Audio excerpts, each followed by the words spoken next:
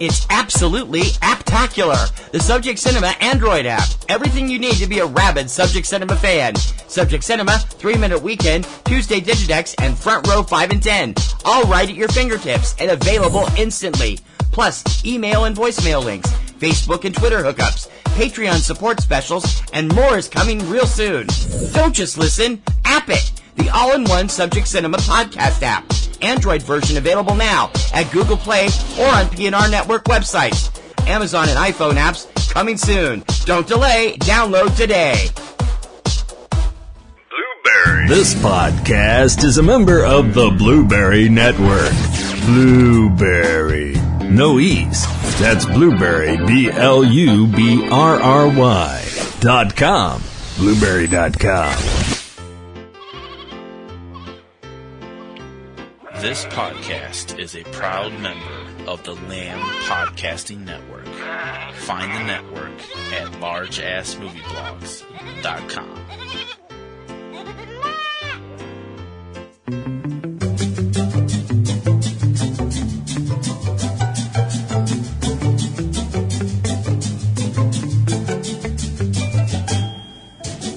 Hey, boys and girls, have you heard about our friend the Atom? No, not one of those silly comic book figures. I'm referring to the atomic particle. Have you heard all the wonderful things we can do with it? It's going to be mankind's greatest discovery and our newest energy pal. What the hell are you doing? Talking about atomic energy? Have you seen... Isn't it our greatest friend ever? Are you on crack? No. Have you seen what the atomic energy does in movies? But haven't you seen all the wonderful benefits it brings us? Yeah, giant monsters, giant people, giant bugs, not to mention, I don't know, nuclear Armageddon? Where the hell have you been? I don't know, apparently on Mars. Get back in that theater. Get back in that theater. We're re-educating you right damn now. I'm not going to be indoctrinated, thank you. Besides, it's just a character. And today's show is all about your friend and mine, the Atom, and what it did in the 50s and 60s and 70s and different types of stuff. And since we're going to be doing both fun stuff and serious stuff, would that mean this show this week has a split personality? Don't talk about splitting in atoms. They don't like it. Plus, we'll have our usual drive-in salutes and more. All this week, right here, right now. I'm T.C. Kirkham. I'm Kim Brown. Like sands through the hourglass as we drive down the street, we're headed for... Subject Cinema's Drive-In Summer. Good evening, folks, and a hearty welcome to our drive-in theater.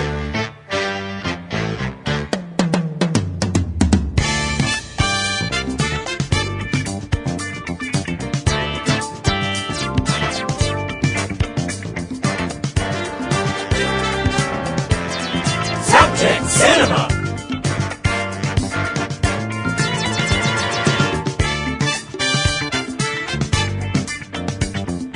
Drive-in summer.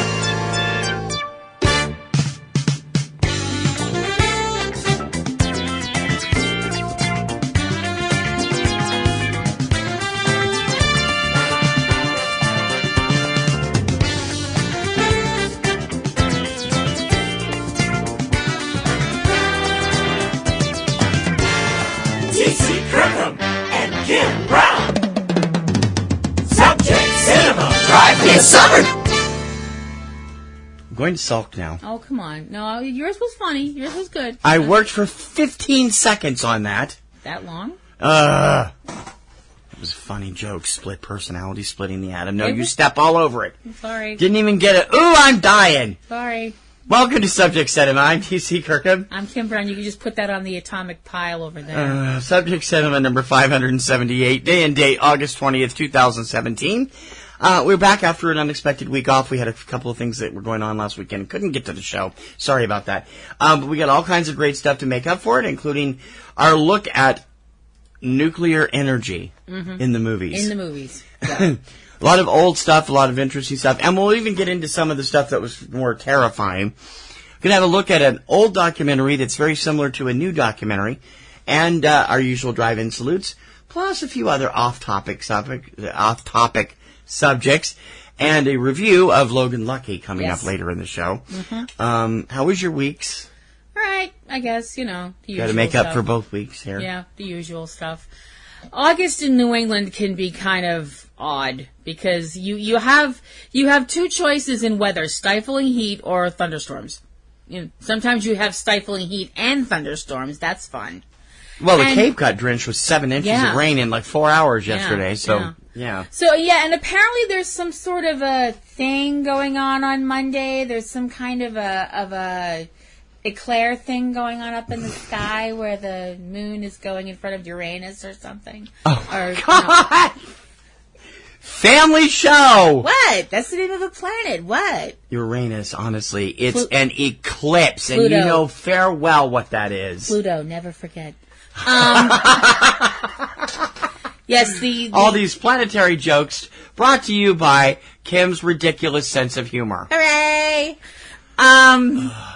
Yeah, so everybody, I think pretty much everybody... No, not everybody. What? We could care less. Well, I was going to say... But we're not in totality, and there will be complete coverage of the totality of the eclipse of the summer of 2017, no doubt coming up on K-Babble, because they're right in the center of it. Yeah. Out in Missouri. It does seem like everybody else in the entire, United States of America, except you and me, have gotten eclipse fever. I'm kind of excited about it. I mean, the last time we had an eclipse here in New England was 1993 or 94, and it was overcast. It got a little bit dark. It was only like a 30% here. This time it's almost 70%, and it's going to be clear. So it's going to get fairly dark in the middle of the afternoon. It's going to be weird. Yeah. It is one of those things when you think about it. I mean, nowadays we like to think, oh, we're so sophisticated now. But when you think about when eclipses happened way back before, science, that people, people would lose their shite and think the world was coming to an end and stuff like that. It's really kind of interesting that now people make a crap ton of money off this stuff because they can sell eclipse glasses and all this other stuff. And yes, now they've actually come up with eclipse-safe glasses. Yeah, play it safe. We'll see. I bet there'll be tons of screaming things after tomorrow, as we're recording this, about eye damage and thousands of people with eye damage because they're either got fake glasses, which are out there, and Amazon's trying to recall all of them, or they just are just idiots and look right at it, which is just stupid. Remember, kids, the best way to watch an eclipse is with 2 pieces of cardboard and a pen stuck through it. Or you could do what I'm going to do and just hide in the ladies' room. Anyway, let's get on to atomic energy on this week's Microfocus. The atomic age was born. There is no denying that since that moment, the shadow of the atom bomb has been across all our lives. All men of goodwill earnestly hope that a realistic control of atomic weapons can and will be achieved. Meanwhile, good sense requires that all of us prepare for any eventuality. But wisdom demands, too, that we take time to... It all started with the atomic bomb. Because here, in fact, is the taking out 2 cities in Japan. The nuclear age was born. Well, it actually all started when they split the atom and went, hey, we can use this to blow stuff up. Right, but that was still around. This is all in connection with the development of the atomic bomb. Well, when they first split the atom, there was all this talk about, hey, we've got, unlimited energy and da-da-da, and we can make atomic hair dryers and our cars will run on it and blah, blah, blah, blah, blah, and won't that be neat? And then somebody finally noticed, hey, you can kill people with this, because that's what we do as a species. Well, that's what they were trying to do first, and all the rest of it came later. Yeah. What I want to know is, after the atomic age started in 1945, what made scientists... or not even real scientists, what made movie scientists decide that radiation was going to make everything grow? No. I mean, honest to Pete, what the hell? You got me. I mean, other than the fact that, like I said, we as a species tend to try and... we seem to be on this never-ending race of finding new and different ways to kill each other. Atomic energy fit into that nicely. And people... as we mentioned, the movie industry started going, hey, we can turn this into something we can make films about. Now, science fiction as a genre had obviously already started. whether people want to admit it or not, science fiction really started with Mary Shelley's work Frankenstein, or the Modern Prometheus, which was actually probably the first science fiction work ever, penned by a woman. That's badass. But for some reason, like you mentioned, they decided that nuclear energy, atomic energy, however you want to word it, made things get larger. And which I was always kind of like, not only did it make things get larger, but it would make things get larger and they would be in perfect proportion to the way they were when they were a regular sized whatever. Mm-hmm. Now, what I mean by that is that you would wind up with, an 80-foot tall rutabaga, but it's not, an 80-foot tall sentient rutabaga, but it's not an 80-foot sentient tall rutabaga that's riddled with tumors, which would be more accurate if you're dealing with radiation and all that stuff like that. As far as I can tell, the only thing that radiation helps grow is cancer cells. That's pretty much it. The whole idea. Well, that's the most pessimistic thing I've heard in a long time. Well, don't you know the atom is supposed to be man's best friend? Help us to grow things, help us to power things. Yeah, I'm pretty sure the people that came up with gunpowder thought, hey, this is a great boon to society. Uh-huh. That worked out real well. Okay, you're just incredibly cynical. Well, I'm not being cynical. I'm just saying the fact that, human beings, over the years, we find something that, the first time somebody found something sharp and went, hey, I can use this to cut trees and cut grass and stuff like that. What a neat thing. And then somebody else went, stab. And they realized, oh, hey, I can kill people with this. Wonderful. That kind of a thing. It's just our nature. I don't know what that says about us, but that's what it is. Right. Obviously, when you talk about things that have been mutated through nuclear energy, the idea that something would get enormous, you have to automatically go back to a place. It makes sense that one of the first films that would deal with this was a place that had suffered through it, being the country of Japan, with Gojira from the 50s. Being, I knew there was an ulterior motive for your suggesting this topic. Always. Just because I'm cute doesn't mean I don't have ulterior motives all the time. Yes, I know that. I think I just gave away a big secret about myself. Anyway. But when you think about it, that really makes perfect sense. This was the first country that had seen and experienced the true horrors of what a nuclear bomb could do because of the... It's the only country at this point. Well, even today, no other tactical nuclear weapons have ever been used. Not in a offensive way, no. They've been tested. Tested, yes. Which but is not why most used. of the cast of The Conqueror is dead. But anyway... The fact that when you saw the destruction and the horror and the terror that was caused by the nuclear bombs that were dropped, the atomic bombs that were dropped on Nagasaki and Hiroshima, it makes sense that the people of Japan would absorb that into their public consciousness.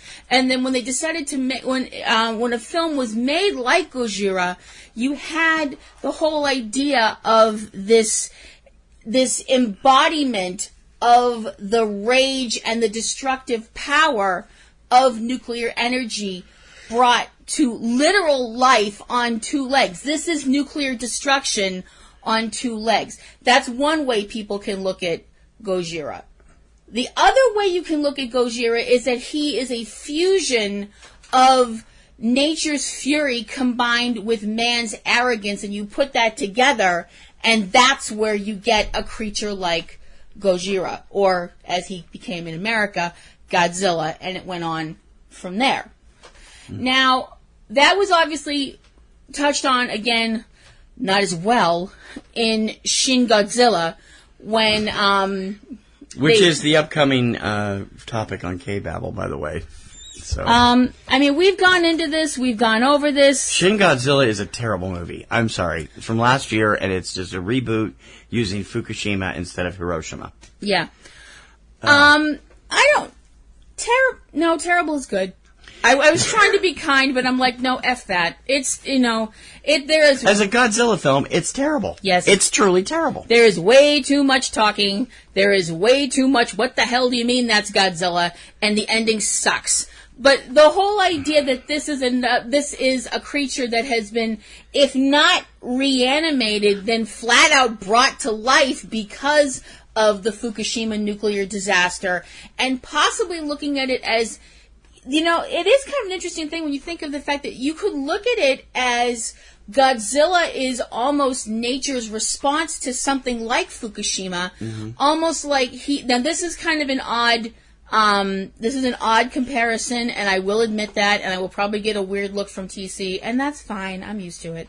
But, the whole idea that you can almost look at Godzilla as a defensive, almost like a white blood cell for the planet, that was created by the planet to defend itself against what it saw as an invading force, being the Fukushima energy when the plant collapsed. I don't know if that's completely outlandish or what, but we're talking about a giant lizard stomping on Tokyo, so I think outlandish is sitting at the bus stop waiting for the next Greyhound. So there it is. As we mentioned, though, the 50s and 60s brought a lot of the whole idea that whenever something weird happened or something outlandish, people could just point and go, well, radiation's at fault. And the audience went, okay. Nobody went, what? Wait, that's stupid, or anything like that. That doesn't make any sense. That's dumb. That's ridiculous. Stop insulting our intelligence kind of a thing. People just had to go, it's radiation. And people went, okay. Sometimes they did go another direction in some science fiction films. I know this film was looked at as crap, but I do think that it is interesting that a film like Attack of the 50-Foot Woman is not doing the whole radiation made her huge thing. She's actually made the 50-Foot Woman because of exposure to an alien ray gun. Because he wants her to be tall like him so they can go off and have 50-foot afternoon delight. Babies? They can have 50-foot nookie. But then you look at other films, like a film that you wanted to mention right now, obviously, because you're looking at the Wikipedia for it, so go for it. Nice lead-in. Thank you. The first of the nuclear-themed big bug movies was... In America. No, it was first overall. It beat Godzilla to the screen by a few months. That is true. Them! Exclamation point. We've talked about them a number of times because it is actually one of the best of the movies. It's well written, well acted. The effects are terrifying. And it really... when we get to the movie we're going to do an Attack of the Bee movies, it's like you'll understand. It's like them is a good example how to do a giant bug movie. What's coming up is an example how not to do a giant bug movie. The writing on that one was fine, but it was just the effects were terrible. This movie, Them, is about finding a colony of giant ants in the desert in a nuclear test zone. And they've discovered them because, well, they've been eating things, including people coming into the area. Yeah. This is truly a really awesome film. If you've never seen it, it's definitely at least a 4-star on my list, and it's terrific to see it. With James Arness, James Whitmore, and Edmund Gwynn and Joan Weldon as its main stars. And it starts the Atomic Age movies, which then go to total extreme. Now, Them kind of makes sense because they are speculating here. Right. They don't say this is definitely because of. No. They say this could be because of. When you get into the later ones, it's a little bit more ridiculously speculative. Yeah. Like The Amazing Colossal Man. Yes. The Amazing Colossal Man, one of the films that was brought to us by Bert I. Gordon, you figure out the acronym. You're a smart bunch, you get it. Tells the tragic story... It's big! Thank you. I'll be here all night. Give yourself a cookie. The Amazing Colossal Man and the sequel, War of the Colossal Beast, which I've never seen, tells the tragic story of Colonel Glenn Manning, a typical army guy who is your typical army person. Has a fiance, is living his life, and the whole thing. He is at a a site where they're going to be testing a plutonium bomb. And while they're we're waiting to set off the test for said plutonium bomb, they do the whole countdown thing, 3, 2, 1. This is an air test. The bomb is on top of a large pole. Right. About 20 feet in the air. Nothing happens. Something's just not working right. Now, while they're trying to figure out why it's not working, I think the plug just came undone. A small private plane comes flying into the, like TC just did, sound effects. We are not a cheap production. We are a no-budget production. So... You can help that, become a Patreon patron. That would be nice. We'll actually afford real plane sounds. I can find real plane. My gosh, this is a slam on TC show. I'm not trying to. That was a very nice plane, actually. So while they're waiting to figure out what to do to, get the plutonium bomb going again, because goodness knows we need more bombs, this small private plane somehow made its way into the airspace and winds up crashing. Right below the bomb tower. Yeah. Colonel Manning, because he's a swell guy and the protagonist of our little tragedy, runs out to try and rescue the pilot, and at this point, somebody makes the blue screen of death go away, and kaboom! The plutonium bomb goes off. Colonel Manning puts up... Keep in mind, he's at ground freaking zero. Yeah. Pretty much almost standing on top of the bomb, can probably read on the side of it the serial numbers or the VIN number or whatever's on a bomb. Mm-hmm. Puts up his arm to shield himself. Yeah, because that's going to help. We see him for a second where all his clothes are in tatters and his skin's not looking so hot either. And amazingly, he winds up surviving this. Huzzah! It's a miracle! Huzzah! Hooray! Bullshit! Not quite. As it turns out, the next... He heals overnight thanks to a seaweed wrap. Yeah, he's wrapped in what looks like seaweed or something and completely covered in bandages. As it turns out, the next day when they cut the bandages off, which I'm like, why?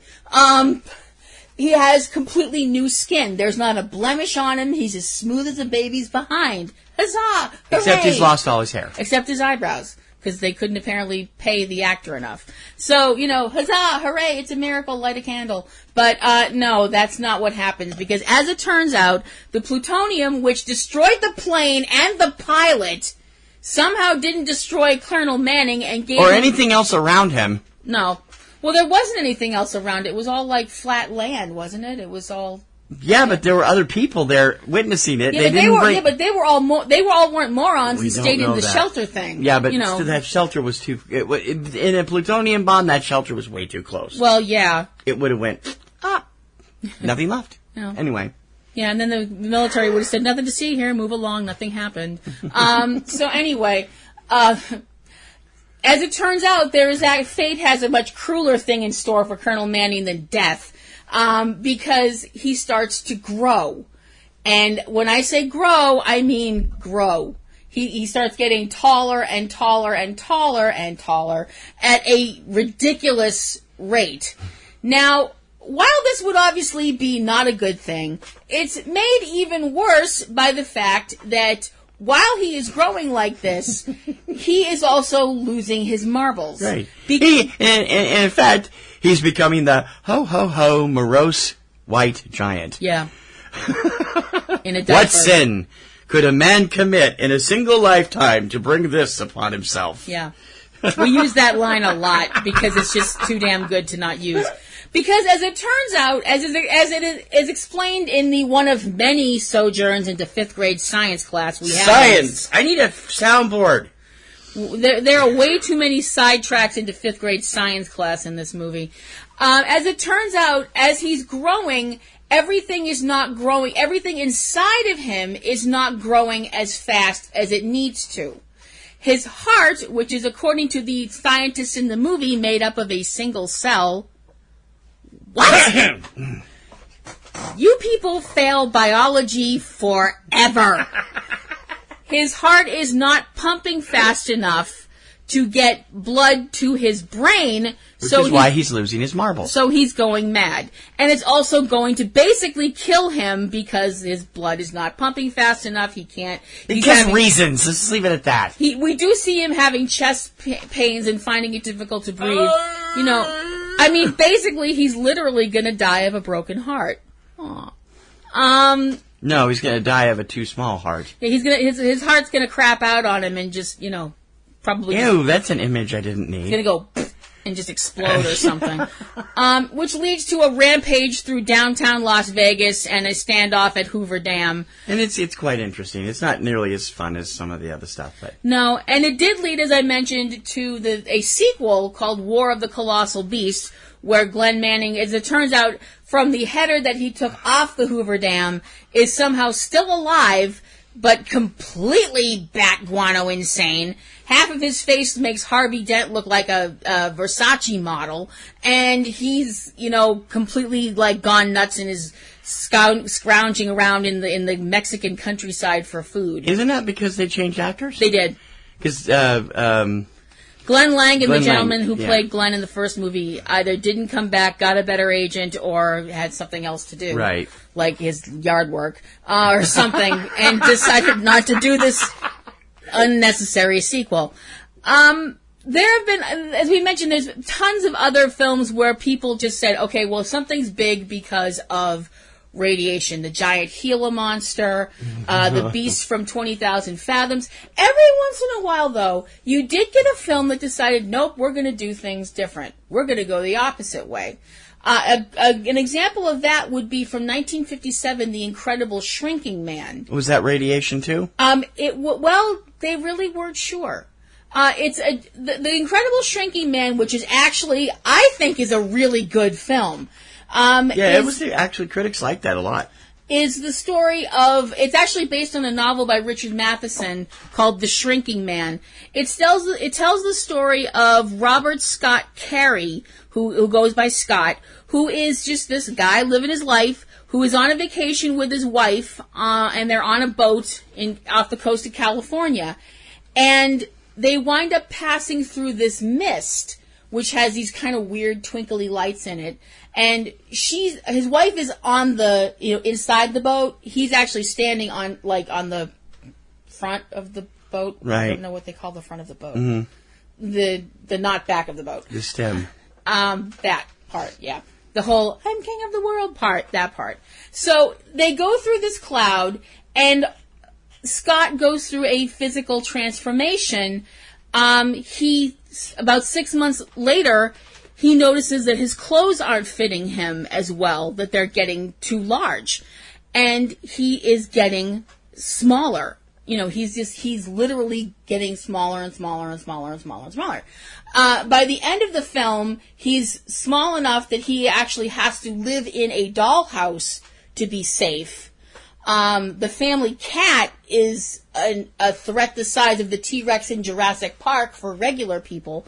And he continues to shrink from there, getting to the point where he is so tiny that he is winks out of existence from the naked eye, but he's still alive.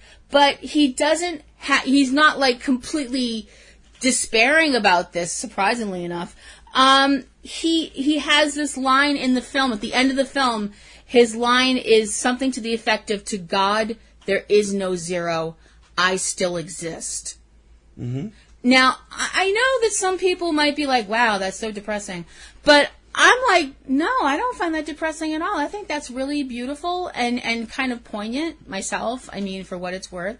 Just the idea that, you exist. The rest of the universe might not know you exist, but you exist.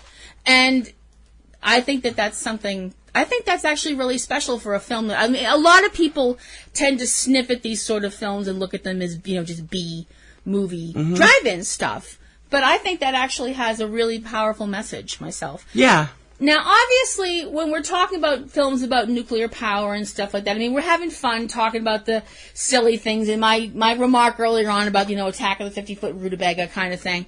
But obviously, when you talk about films that are dealing with nuclear power and stuff like that, you have to talk about the fact that there have been serious films about what could happen if something seriously goes wrong with nuclear power. Right. Now, obviously, there's the entire dystopian future thing. You know, the 9 kabillion movies that have been made that have opening narration that is after the Great War. Yeah. Blah, blah, blah, blah, blah. You know, on and on, etc. But the first movie of those kinds was actually a comedy. And it wasn't really well received at the time, but it has become a classic over the years. Dr. Strangelove, or How I Learned to Stop Worrying and Love the Bomb, came from Stanley Kubrick. It is, I think, one of the funniest films of all time, with Peter Sellers in a triple role as a lieutenant in the British Army, the President of the United States, and the aforementioned Dr. Strangelove. Who we're still not entirely sure who that's based on. It has little scatterings and sprinkles of Werner von Braun in it, but we won't go any further. You mentioned than that. somebody else too, but I forget what.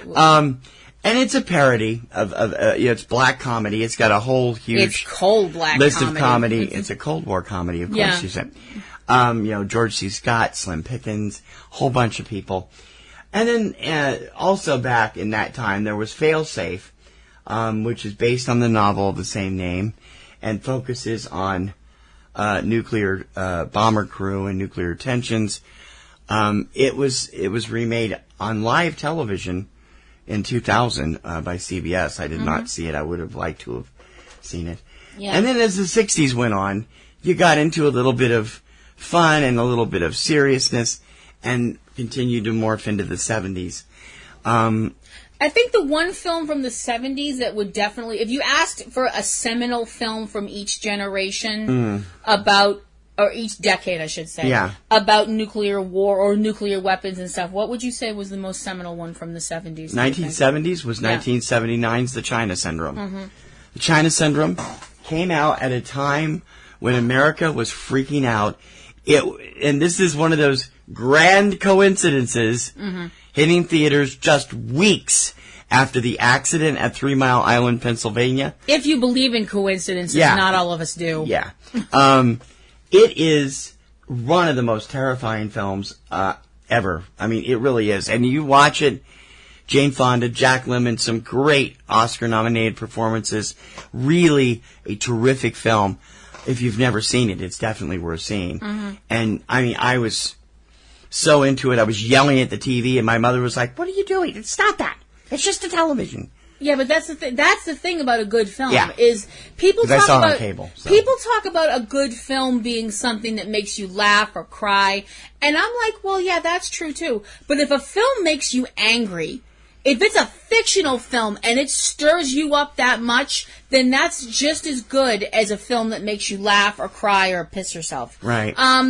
I mean, and the end of that, you said made you seeing red angry, which I think says a lot about the film. Yeah, there's a whole series of nuclear movies we've talked about before, and that I brought up a couple of already on the Catastrophe Vortex when I get around to doing them. That all happened within a 2-year period in the early 1980s. The first one was NBC's Special Bulletin, followed by ABC's The Day After, Canada's Countdown to Looking Glass, HBO's Front by Dawn's Early Light, and the UK's film Threads. Yes. All of which dealt with the prospect, well, Special Bulletin didn't, but the other 4 all dealt with the prospect of nuclear holocaust. Yep. And I'm like, Special Bulletin, which is quite honestly the best television movie ever produced.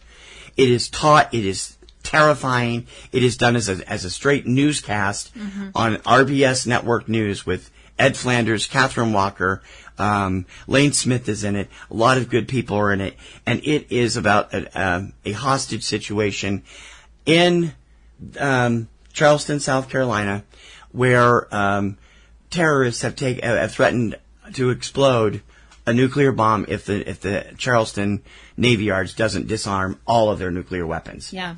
It's a terrifying film. And I mean, it's hard to find. You can actually, all of those films are available. You can see them all on YouTube. But it's hard. Special Bulletin is no longer available on DVD. It was available for a while from Warner Archive, and I grabbed a copy while I could. But it's like, It is one terrifying film. Yeah. My other favorite is Countdown to Looking Glass, the Canadian, which is done half as a newscast and half as behind-the-scenes stuff. And it's really well done. And that last shot in that film is terrifying to me. It freezes on the president's plane taking off from Washington as the emergency broadcast service kicks in. It's terrifying. Yeah. If you're someone from your age and my age, we obviously remember 1983's The Day After, which was a TV movie that aired in November of 1983 on the ABC network. Total disclosure, I've never seen the entire film. I've seen most of it, but not the whole film. I have never seen The Day After, just a little tiny bit of it when I was much older, and it shook me up. You saw the attack. Yeah. We were watching it on Sci-Fi one day. Yeah. Yeah. And I was like, I'm leaving. Yeah. I got up and left. But I remember when The Day After came out because it was one of the few times both my parents were like, you are not watching this. You know. I mean, usually my mom was like, you know, oh, well, you can't watch that. It's too scary or whatever, you know, or because I said. Usually it was just because I said so. My dad was a little bit more like, well, you know, you have to see things to toughen you up and, like, you know, this is the way the real world is, blah, blah, blah. But they were both like, no, you're not watching this, you know. Which probably was a good thing at the time because I was a very sensitive child. And if I had watched it, I probably would have locked myself in my bedroom forever. Either that or just check myself into a hospital. Yeah. Because I knew kids that came in the next day that had seen it at school and they were like freaking out. They were completely like nobody, you know, it's a film that's looking at what happens when, you know, the whole thing happens in, you know, nuclear war, World War III, in places you wouldn't think of, like places like Missouri, and Lawrence, Kansas, and places like that, you know, places that you think, probably people that live there think this stuff isn't going to, you know, touch my life or ever happen here or that kind of a thing.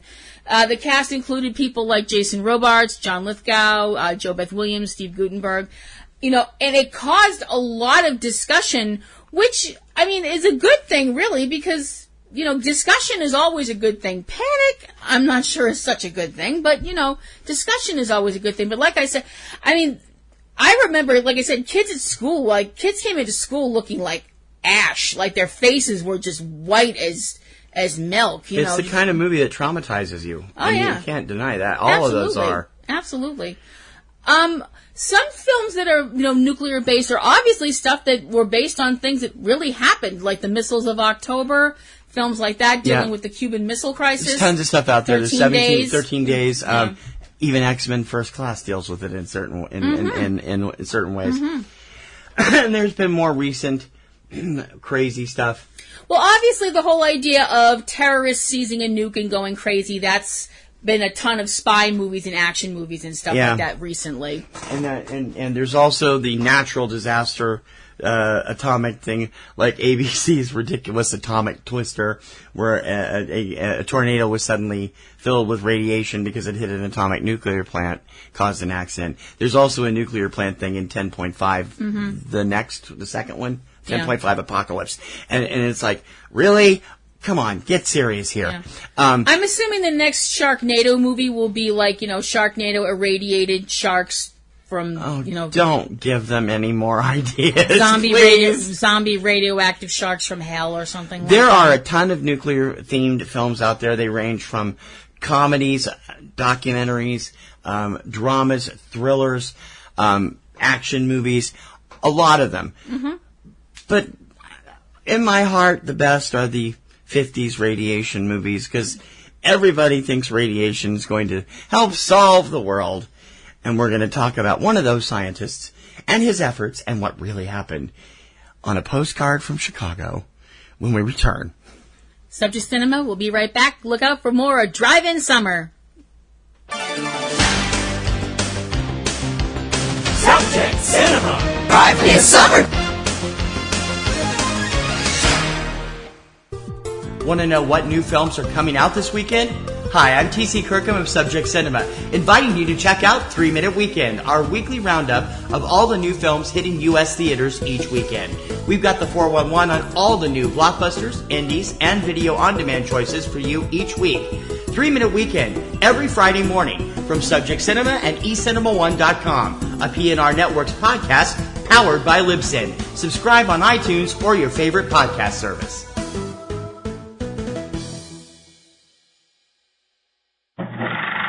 Going Attractions, the definitive story of the American drive-in movie.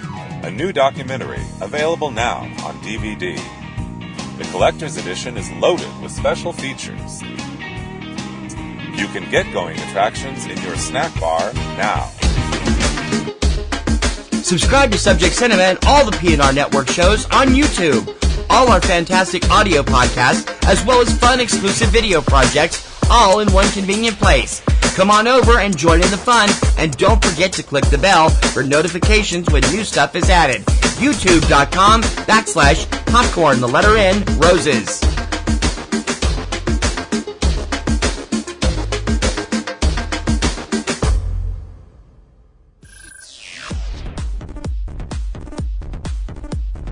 Don't forget to subscribe to Subject Cinema on iTunes. Click on the iTunes link on our sidebar or search for Subject Cinema on iTunes. Once you're there, click subscribe. It's that easy. And don't forget to leave us a comment on our iTunes page and tell everyone what you think of Subject Cinema too.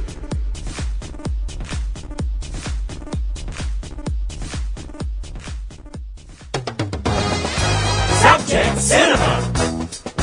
Drive me a summer! Is the next step the transplantation of the human brain? The giant locusts have reached the Chicago South Side and nearby suburbs. Flag on the moon. How did it get there? That bird is extraterrestrial. Now that's ridiculous, Eulabelle. Jerry just tried to kill me twice in the last 5 minutes. Because all you of Earth are idiots. There are eyewitness accounts which state that monster scorpions have swarmed around the wreckage. Movies.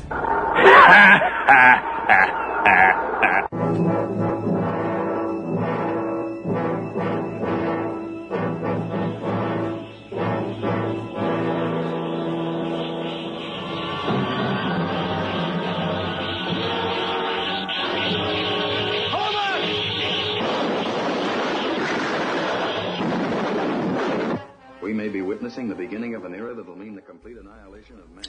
Well, now, what do you think about radiation making things grow when it comes to food? I think it's a brilliant idea, and I'm working on some giant strawberries right now. And they're going to feed the world. I'm Peter Graves, and this is beginning of the end.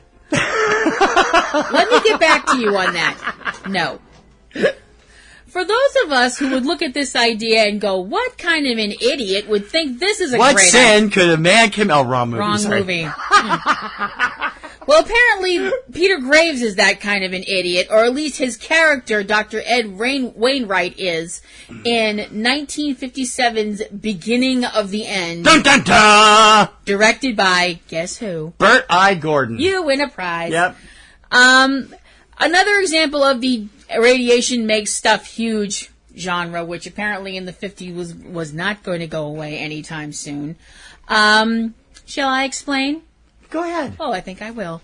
The story begins with a newspaper photojournalist. She's a photojournalist, not just a photographer. So she's Jimmy Olsen and Lois Lane, because it's cheaper that way.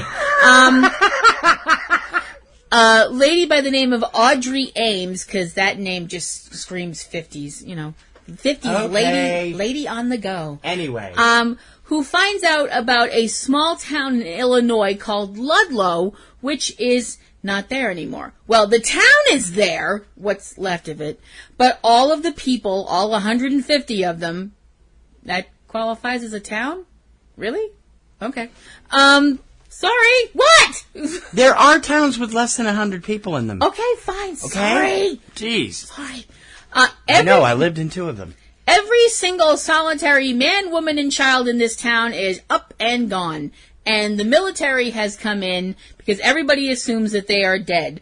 The thing is, there are other weird things going on around the town, including the fact that besides the fact that everybody's, gone, the local fields have been completely picked clean. I mean, down to the grass.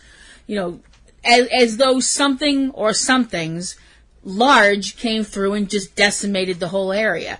Now, the military wants this on the... Or somebody's been badly playing Farming Simulator 17. I don't think that had been invented yet. I think we were on Farming Simulator -1 at this point. So the Army wants all this on the QT, but as it turns out, you can't keep a feisty newspaper reporter person away for very long. And Miss Ames finds out about Dr. Ed Wainwright and his assistant Frank, who are, why are all assistants called Frank? I don't get it. Who have been working on a project that involves the idea of growing large vegetables and fruits and things like that via our old buddy radiation, because they figure if they make, a strawberry the size of a basketball or larger, that it will help to solve world hunger and stuff like that. It hasn't helped watermelons. Well, no. Which is fine, except for the fact that, I don't know, maybe it's just me and I'm being panicky about this. I don't want to eat a blueberry that's going to set off a Geiger counter, but, I'm just weird that way. You might turn into, Violet Beauregard. Anyway, as it turns out, there was a problem with some of the irradiated grain, as in some of it was eaten by a swarm of locusts.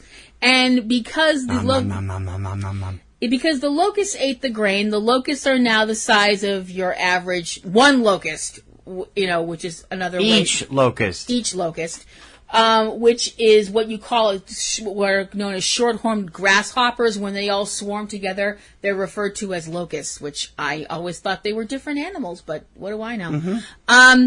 So now you've got grasshoppers that are each about the size of a car, would you say? City bus, according to the Wikipedia article.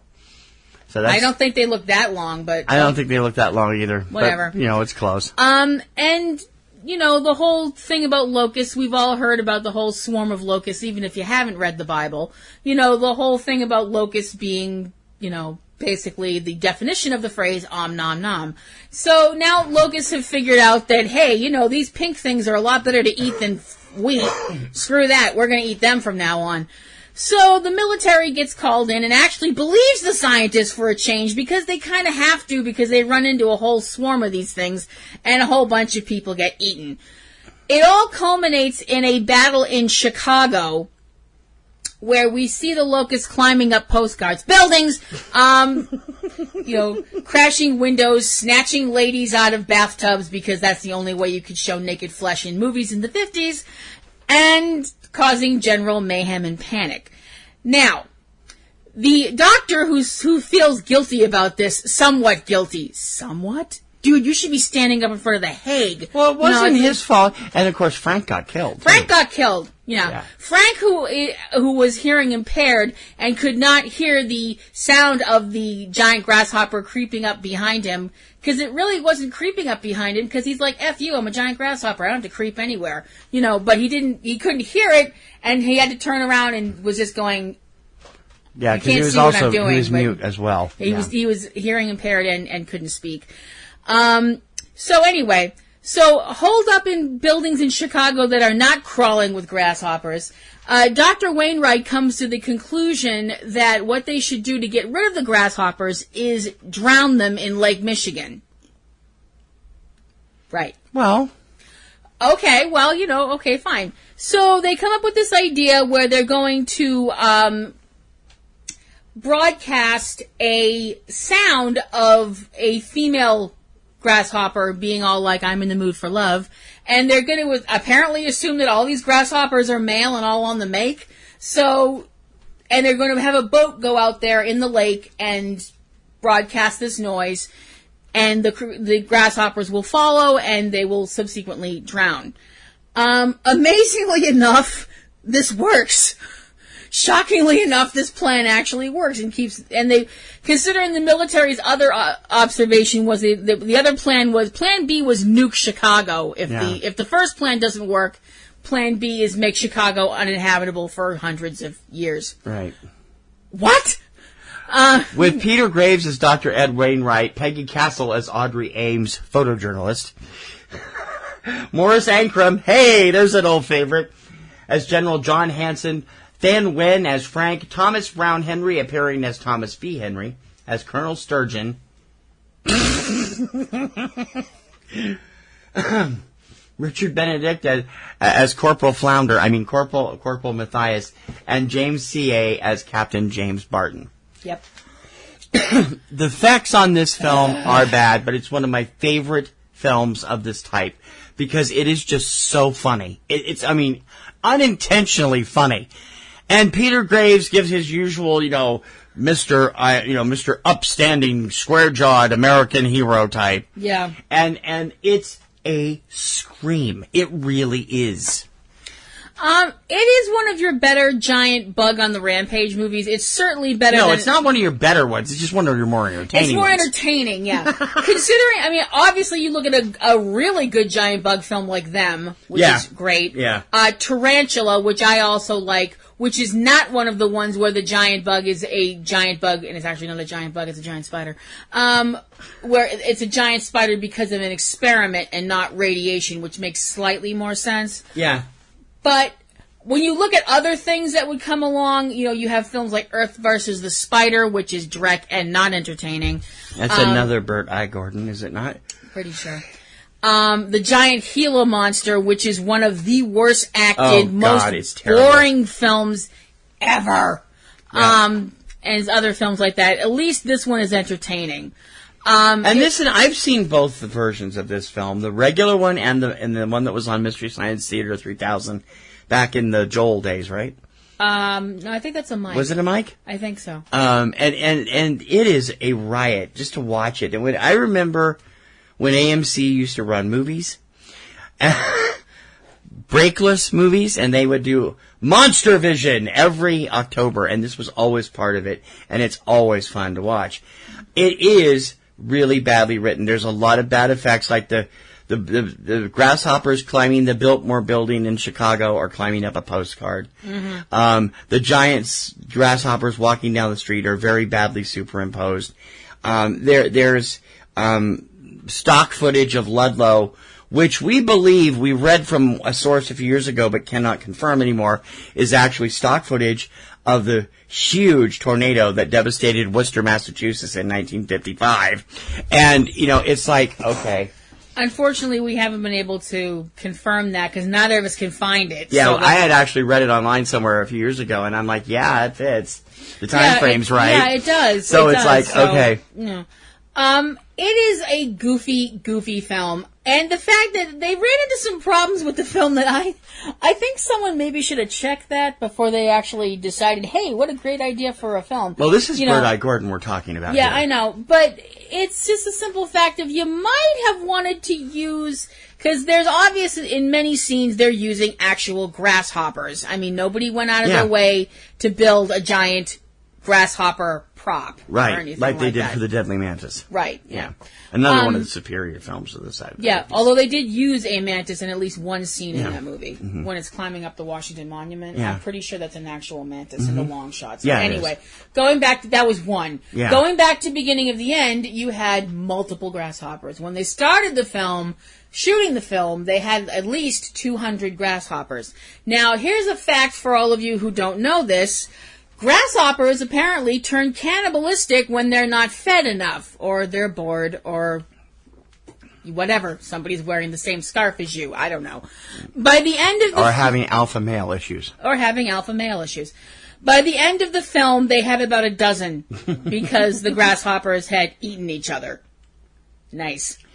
I'm kind of like, okay. Actually, no, I think I am. I think I'm wrong. I think that was a Joel. If it was a Joel, I'm sorry. It is an incredibly silly film. It's so serious. It takes itself so serious. When we get to the actual point where they manage to slip the title in by shoehorning it into a scene, where we may be facing the beginning of the end. That's more Sankrum, isn't it? No, I think that was Peter Graves' character. Okay, I don't remember. It is so serious. It's done so like, wow, really makes you think, huh? And the whole fact that at the end of the film they had to throw in this line about, We don't know if anything else ate this stuff, so there might be more of them out there. Question mark? The end? Question mark? F you. You know, it's... I'm sorry, so what if more of them... What if they were ones that wouldn't grow up to eat humans? What if there was, like, you know, the attack of the 60-foot ladybug? You know, I mean, who's gonna shoot at a ladybug? Come on! Well, yeah, but if you grow up to that big and the brain grows that big, maybe ladybugs would become human eaters. Bring a whole new meaning to Ladybug Picnic, wouldn't it? Beginning to the End is available almost everywhere. You can rent it, you can stream it, you can check it out. You should really watch the Misty version. The Misty version is great simply because it triggers one of Kim's biggest episodes, and I've done it on the show before. And if you've not seen it, it's just a riot from beginning to end. And I'm Peter Graves, and I'm on my way to my first swim meet here at the University of Minnesota. You're a jerk. It's that way. Thank you. I'm Peter Graves. We've got movie sign on. Annie! Bastard.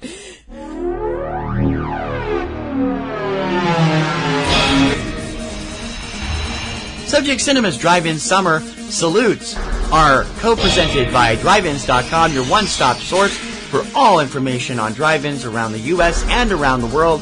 You can find it at drive-ins.com.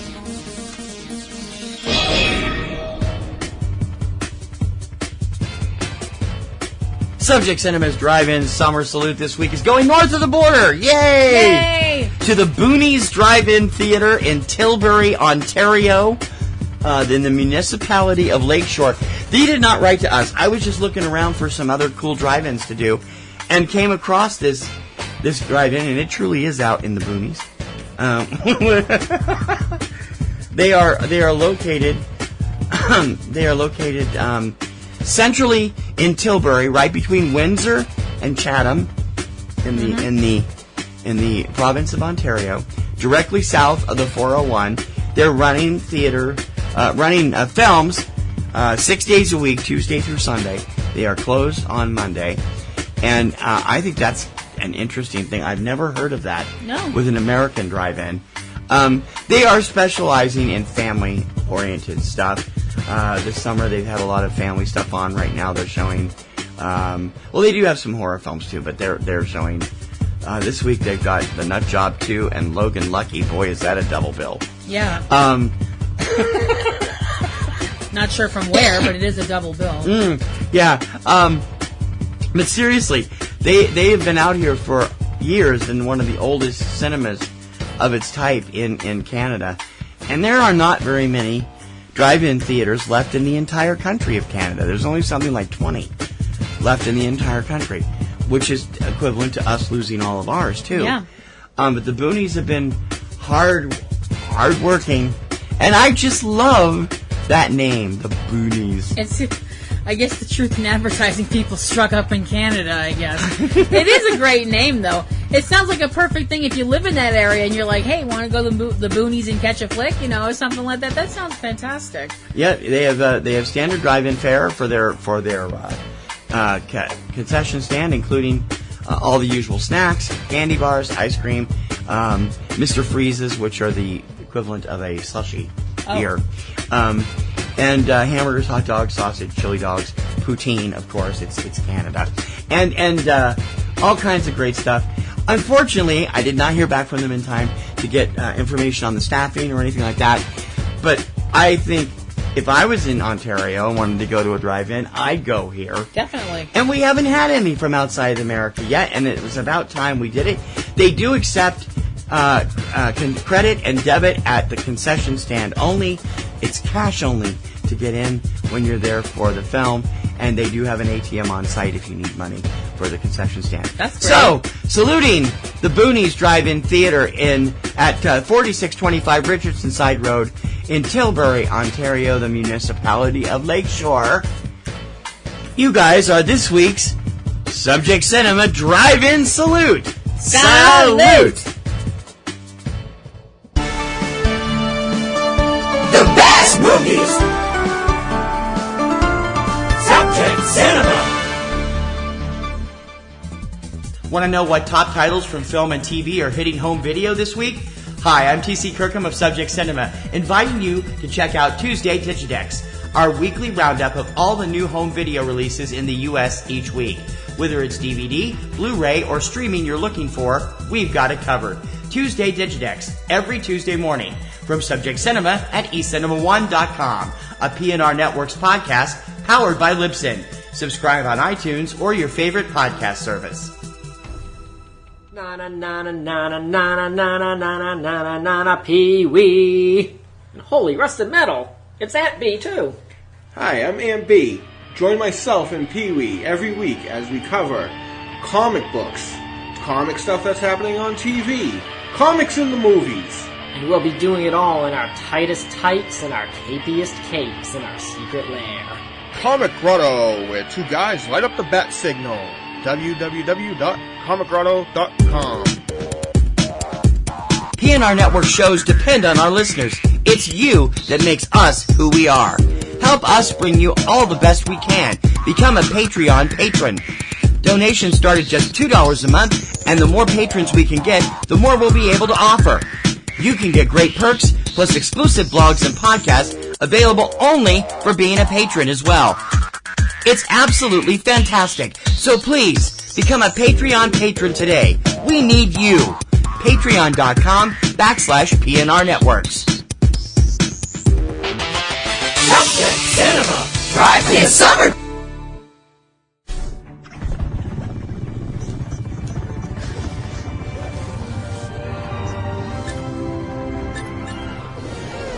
Movies at the Multiplex.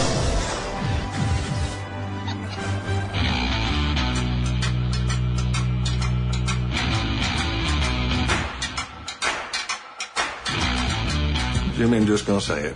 I gotta let you go. You were just fired.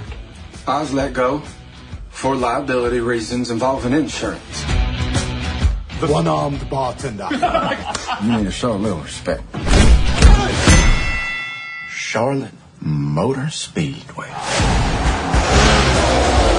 I know how they move the money. The only guy who knows anything about blowing up real bank vaults is Joe Bang. Well, y'all come on down here. We're going to do some heisting all on that damn NASCAR circuit. I'm sorry, is that right or wrong? I'm sorry, I don't speak hee-haw. That's really mean. Steven Soderbergh returns to the big screen as a director for the first time in 5 years, with a new ensemble cast led by the inimitably bad Channing Tatum. And that's me. Sorry, I don't can't. Don't mince words, Bones. What do you really think? Ha. Huh. Logan Lucky. Give us the rundown. Okay. Logan Lucky is the story of the Logan family, specifically of Jimmy Logan, a man trying to make a living, as most of us are, but life has kicked him squarely in the crotch more than once. He was going to be a promising football player at one point, but he wound up with a career-ending injury that denied him his NFL dreams and left him with a limp. Because of this limp, someone who had seen him working at his construction job snitched him out, and he was fired because they figured that he was a liability risk and all that stuff. His job was at the Charlotte Motor Speedway. He is a divorced gentleman. His young daughter lives with his mother. With her mother, his ex-wife, who is kind of a bitch, and has remarried a gentleman who is, I wouldn't say he's a jerk, but he's kind of slimy. He's kind of teetering on the douche nozzle territory, but he's not a car quite. Dealer. All right, yeah. He's a stereotypical car dealer. Yeah, he's kind of got no soul. So anyway, the thing is, Bobby, his ex-wife, and her new husband are planning to move to Lynchburg, which is further away, because he's opening a new car dealership, and that will make it difficult for Jimmy to see his young daughter, and that makes him upset.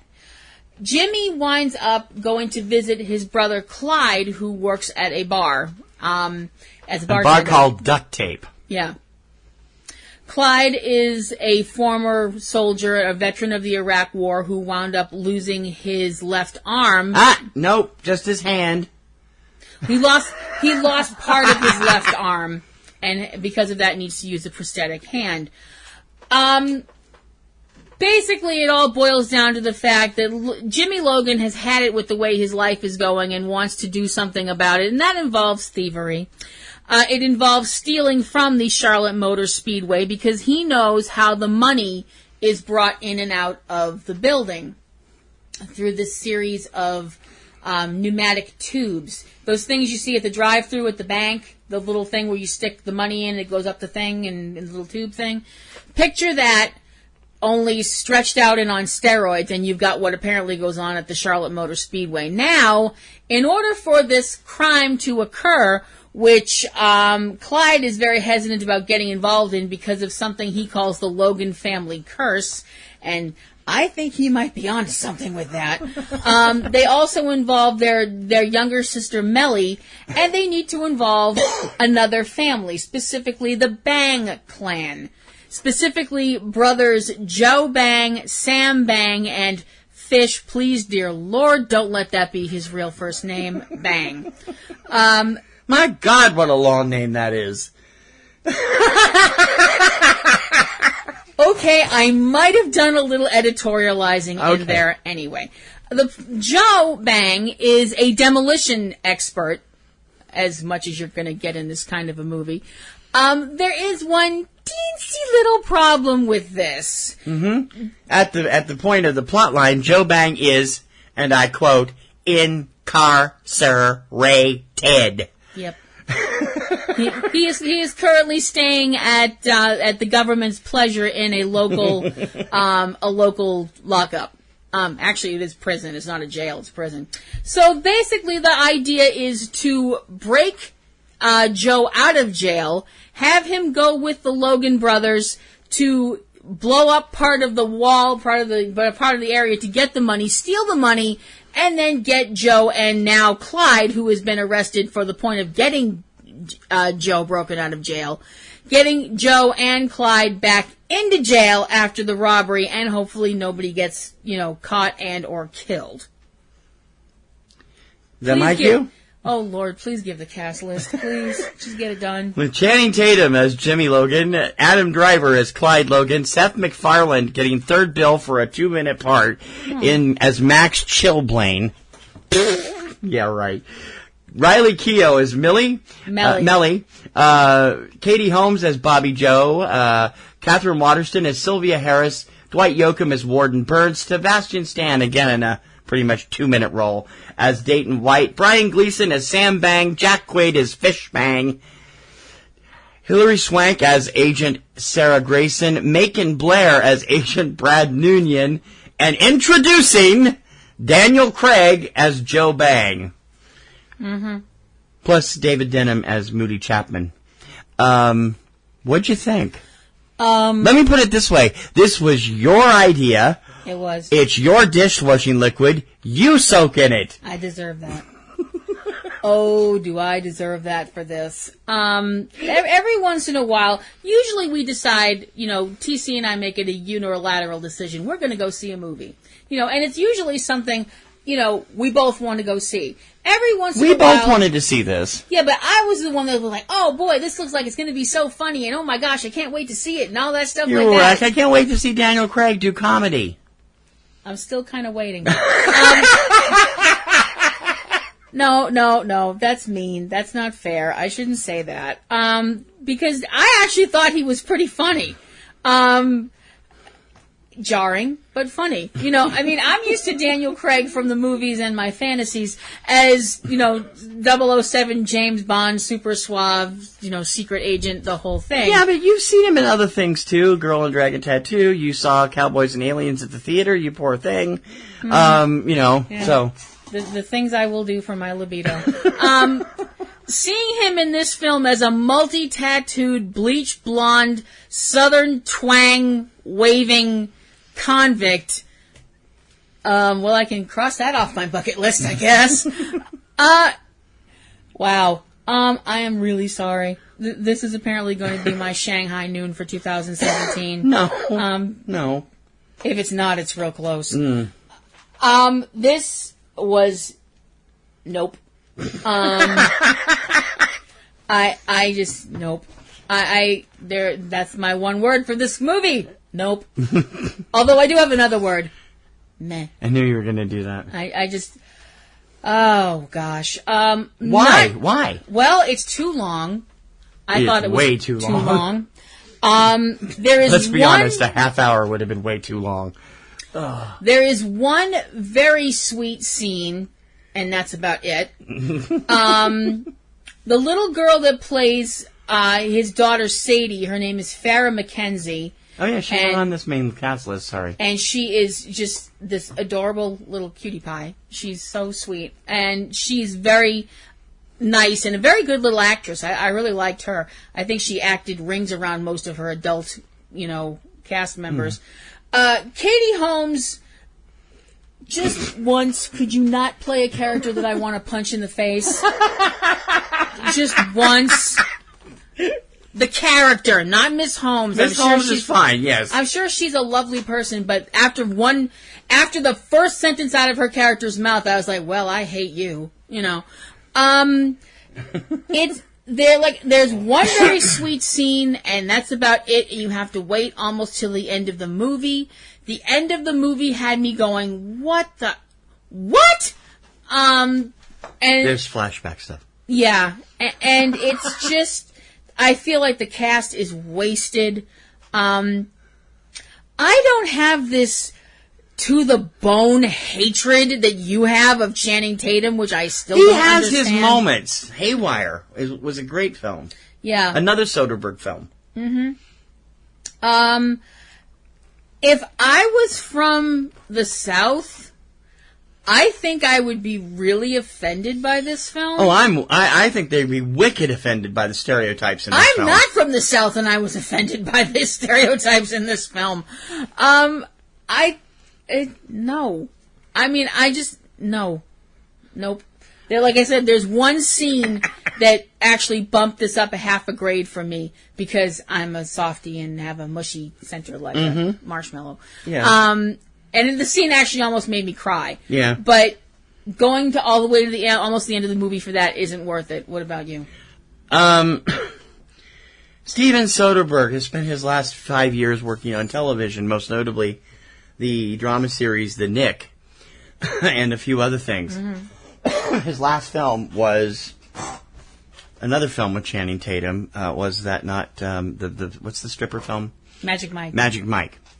I'm normally a fan of Soderbergh stuff.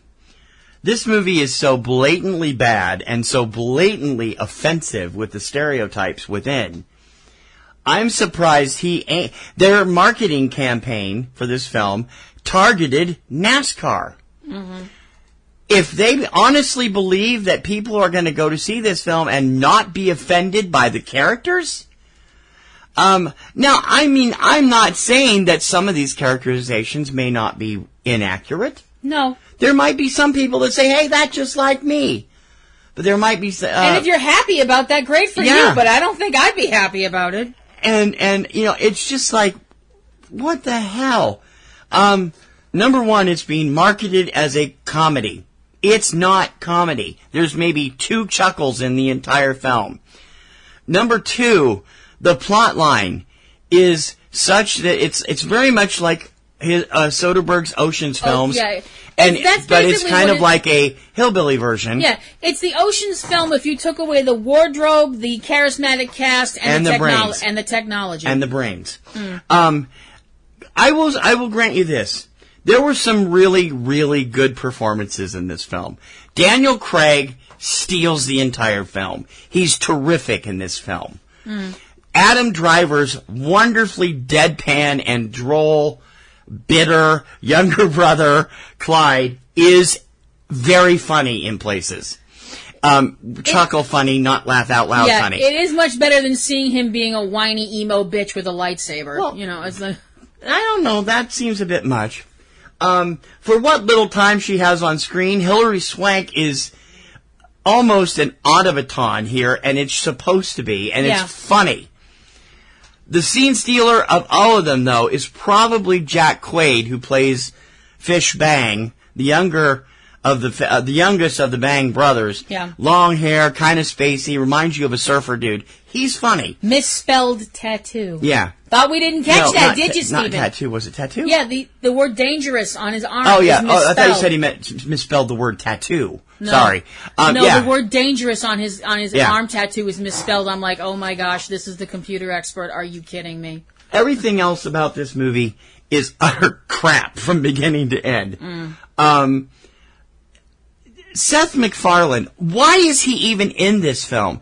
He plays absolutely no point in the entire plot of the film. He's just there to set up the idea. And you could have done that without him. He's only in the film in 3 quick scenes that total maybe 3 minutes.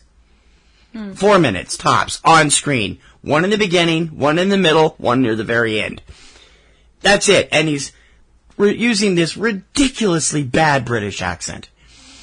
I'm like, okay. I was like, you guys really couldn't get Richard Branson, so you get kind of like this sort of Richard Branson wannabe. You could have at least gotten a British actor to play it. Yeah, that would have been nice. You know, it would have been funny. And for another reason, you people made Sebastian Stan cut his hair. I am not friggin' happy. Well, you might have done that anyway. Oh. There's a lot. Sebastian looks so much better with. There's a lot of NASCAR cameos here, and announcers, drivers, which is very so important on and so if forth. you're into NASCAR, which I'm not. Yeah, and Dwight Yoakam is completely unrecognizable as the warden of the prison. Really? I didn't recognize him. Oh, I did. I haven't seen him for a long time. The soundtrack is pretty good. They've got some great old chestnuts on this soundtrack, including a John Denver song that you didn't know, Some Days Are Diamonds, which is one of my favorite songs by him. No. And no, we get a pretty long dissertation about John Denver and how great it is, because the movie's set in West Virginia. Yeah. The stereotypes are offensive. Some of the accents are offensive. The acting is offensive in some cases. Overall, nope. I'm with her. What's your score? One sweet scene can't save the entire film, no matter how big of a marshmallow I am. I'm giving Logan Lucky a C-. It's a little more generous than I would, and I gotta say, I found some of this stuff offensive. It's overlong. The heist, while cute, doesn't completely gel for me. The flashback scenes are completely screwed up, but despite wonderful performances by Adam Driver and Daniel Craig, it can't save it for me either. There's a tagline at the end of the film, the very end of the credits. No real robberies, or no one was really robbed at the during the making of this film, except you. And boy, is that accurate. I give Logan Lucky a D. Subject Cinema's Drive-In Summer is co-presented by Going Attractions, the definitive story of the American drive-in, from director April Wright. You can check it out right now on Amazon Prime or order the DVD at goingattractions.com.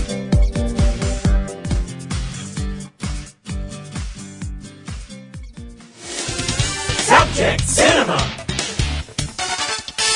Drive-In Summer.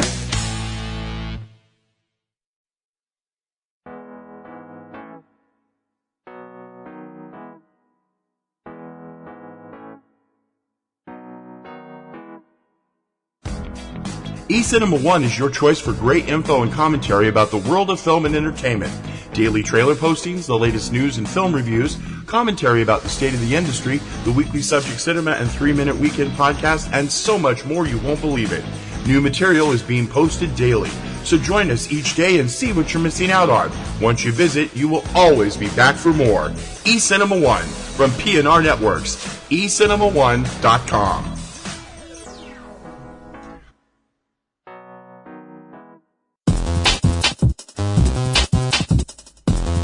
Keep connected to Subject Cinema and all the great PNR Network shows and sites.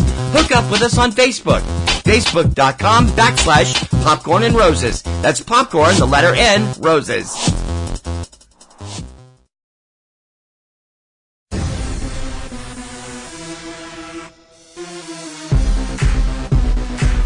Keep up with our wild and wacky thoughts every day. Follow us on Twitter. At eCinema1 and at eCinemaBoston for TC, at Platinum Rose L for Kim. You won't believe the things we tweet about unless you check us out today. Subject Cinema. drive me a summer. TC Kirkham and Kim Brown.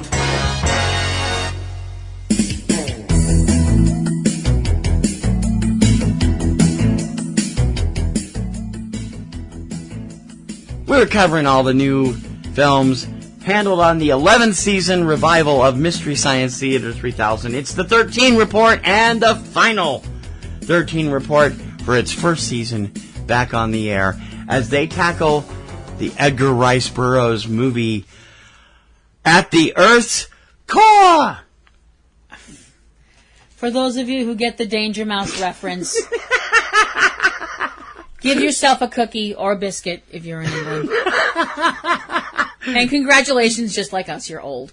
Now, Danger Mouse's classic episodes are all available on Netflix. I know. You can watch them, all right, along with the new series, which we haven't finished watching yet. Okay. A co-production of American International Pictures and Amicus Productions, in other words, Run, Forrest, Run. AIP and Amicus, they're in real trouble. 1976's At the Earth's Core, which is based on a novel by Edgar Rice Burroughs, the man who gave the world Tarzan and John Carter, and would probably be singularly appalled by this film, tells the story of Dr. Abner Perry, who is a scientist during the Victorian era in Great Britain. His financier from the United States, a strapping young lad named David Innes, or Ines, I'm not sure which, Innes. And who make a test run of a drilling machine called the Iron Mole. Well, that makes sense. I mean, that's what they did. I guess so. Hold the Tony Stark jokes, please. It's a drilling machine that they plan to use to make mining, quicker and easier and safer and all that kind of good stuff. They drill into the side of a mountain in Wales, because mountains are, for spare in Wales. You can just do that, I guess. I don't know. They wind up going deeper than they intended, don't most men? In an underground... Family show! What? I didn't... Honestly. And they wind up in a strange labyrinth deep under the earth, which is ruled by... I think that was one too many deeps. Okay, I'll take one back. Which is ruled by a species of telepathic reptile giant-like creatures that look like they were made by somebody who had, no idea what they were doing when it came to costumes, called the Mahars. And they are captured by the Mahars, who have a slave colony. They have slaves that work for them, and the slaves go out and capture humanoids, to work for the city that the Mahars have. David winds up falling in love with one of the cave people, a beautiful woman named Princess Dia. And she is one of the people that has been chosen to be a sacrifice to the Mahar gods. And David and Dr. Perry have to rescue her by getting the rest of the slaves to work with them to try and overthrow the evil Mahars and live their lives as free people and all that good stuff like that. Good grief, this movie sucks. Peter Cushing as Dr. Abner Perry. Wrong Abner. Doug McClure as David Ennis. Carolyn Monroe, who already had a spot on Missy this season, as Princess Dia. Cy Grant as Ra. Jeffrey James as Gok, the hairy one. Keith Barron as Dowsett. Sean Lynch as Hooja. Love these names. Helen Gill as Maisie. Anthony Werner as Gadsby. Robert Gillespie as the photographer. Michael Crane as Jubal. Bobby Parr as Sagoth Chief. And Andy Cromartie as Girl Slave. Yeah. It is really depressing to think that a year later Peter Cushing would be in Star Wars, and before that had to be in this. Good grief. I mean, I know Peter was one of those gentlemen that loved to work and would, pretty much... I bet he didn't love to work on this one. Oh, I don't see how he could. Oh, sweet mother of all that is good and decent, this movie is bad. This was made because The Land That Time Forgot was a hit. a year earlier, and Doug McClure is the connecting element there. Although he's playing a different character. Different character here, yeah. There would actually be a sequel to The Land That Time Forgot called The People That Time Forgot. But that is obviously... That would come later, and maybe we'll get to see it next season on Misty. Yes, but now we get to the part you're all actually interested in. The segments for Mystery Science Theater 3000 done by Joel and the Bots and all of those wacky folks. Jonah? I'm sorry, Jonah, what did I say? Joel? Did I say Joel? I'm sorry. I knew I was going to do that. In my head, I'm going, don't say Joel, and it came out. Joel is there, but Jonah is in the satellite now. Jonah, who's going to be getting married in the morning, whether he wants to or not. This is the day that Jonah and Kinga are to be married and wedded something. Bliss? No, that's not the word I would have gone for, but anyway, you do you. Marketing. Rating scheme. Yeah. I've seen happier people go to the gallows. Jonah has decided that he's going to make a new robot to be pals with Crow and Tom. A robot named Growler, who plays the piano and sounds suspiciously like Ralph the dog from the Muppets. And kind of looks like Ralph the dog, too. The robot version, yeah. Needless to say, Crow and Tom are not welcoming Growler with open arms or anything even close. Kinga is, how do I put this nicely? If Kinga was any more of a bridezilla, she'd be on a dance card with Gamera for a smackdown over Tokyo. She's that big of a monster. She's upset because no one's doing the whole RVSP thing for the wedding. RSVP? Or that too. I have problems with letters in my head. Sometimes it hurts. Excuses. The invention exchange is Jonah's permanent temporary tattoos. I'm pretty sure you have to be on mescaline for that to make sense. We don't get to see Frank's invention, the Rip Taylor urn cannon. Oh, darn. Can't you see that showing up in next year's Super Bowl? Because she's convinced that Max is trying to disrupt her wedding because Max, for some reason that science could never even begin to understand, is in love with Kinga. Well, Frank and Clayton were. Well, they were. Sort of. Max being in love with Kinga proves that not only is love blind, love is certifiably insane. Anyway, moving forward, the next segment involved Jonah being so inspired by the Victorian tech of this film that he decided to give the bots a bit of a makeover. And we get Crow and Tom and Gypsy as steampunk versions of themselves. Did anybody think we needed this? No. Does anybody else think this was an abomination before God and man? Show of hands. Well, Growler liked it. Growler likes everything, in case you hadn't noticed. Segment 3 involved Crow trying to do the whole telepathic thing from the film and commanding Jonah to obey his telepathic commands. That goes about as well as you think it's going to. Segment 4 involves Kinga leaving Max in charge of the preparations for the wedding.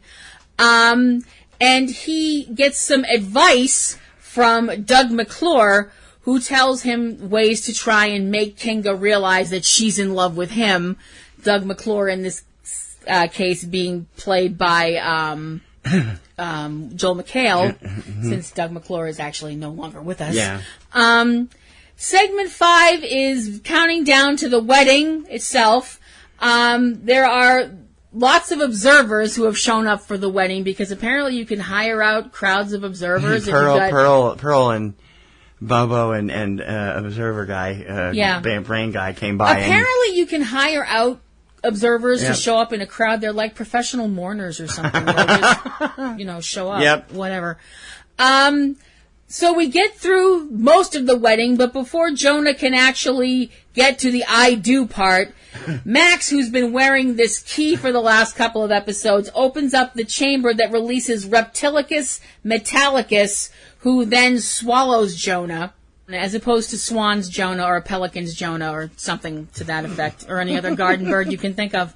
Kinga is suitably upset that the wedding's been ruined, never mind the fact that her groom's just been devoured.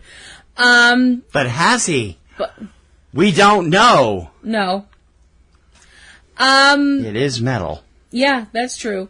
And the wedding, needless to say, has been ruined, although it still turns out to be better than the Moldavian massacre from Dynasty. And Frank is left to push the button as we're uncertain about Jonah's future. And the episode and the season curtain.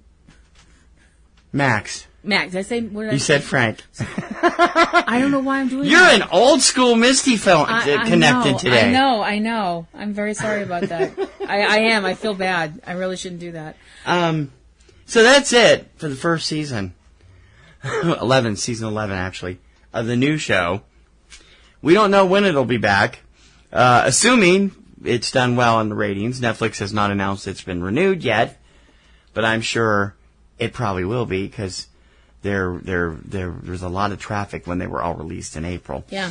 So there was something a little unusual, though. In the closing credits, we do see a person wearing a suit, looking like the suit that Jonah's been working on for most of the season, the space suit that he's been working on. Mm-hmm. And they're walking on the outside of the Satellite of Love. Okay. So I don't know what that means. Who knows? Who knows? We saw a substitute in the with the bots earlier, like for 2 seconds. Yeah. In one of the episodes, so you never know what we're gonna get out of it, and it should be fun. Hopefully, I hope it doesn't take until next April to get the new season up. It would be nice if they launched it like in January, but we'll see, and hopefully something to get us through our cold New England winters, which was, according to the Farmer's Almanac, we're going to have a horrible winter again. Yeah. They say that every year. And your problem is, you know what? You're always saying how you want to write, come get us on the roof of the house and Christmas lights. Mm-hmm. Our luck, we'll get sucked up by Kinga. Oh, well, yeah. Yeah. That's true. But if we got to hang out with Crow and Tom, that would be pretty okay. Yeah, I suppose. Subject Cinema. Drive me a summer. It's absolutely aptacular. The Subject Cinema Android app. Everything you need to be a rabid Subject Cinema fan. Subject Cinema, 3-Minute Weekend, Tuesday Digidex, and Front Row 5 and 10. All right at your fingertips and available instantly. Plus, email and voicemail links, Facebook and Twitter hookups, Patreon support specials, and more is coming real soon. Don't just listen, app it. The all-in-one Subject Cinema podcast app. Android version available now at Google Play or on PNRNetwork websites. Amazon and iPhone apps coming soon. Don't delay. Download today.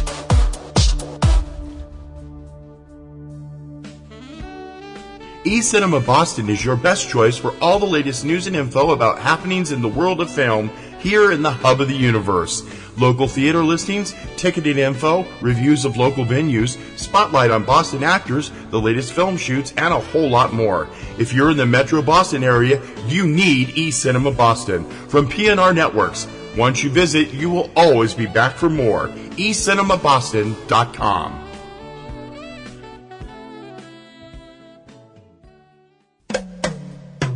Subject Cinema. Drive me a summer. T.C. Kirkham and Kim Brown.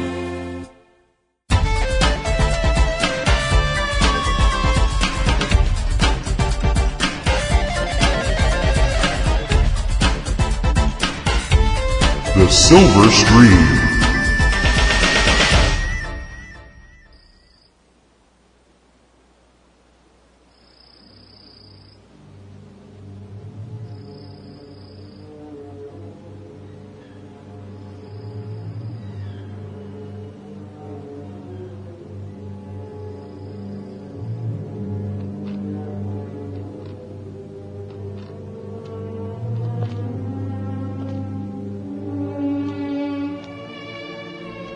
we originally talked about this film years ago, and I thought I would bring up a quick return to the subject because we are talking about nuclear issues on this week's show.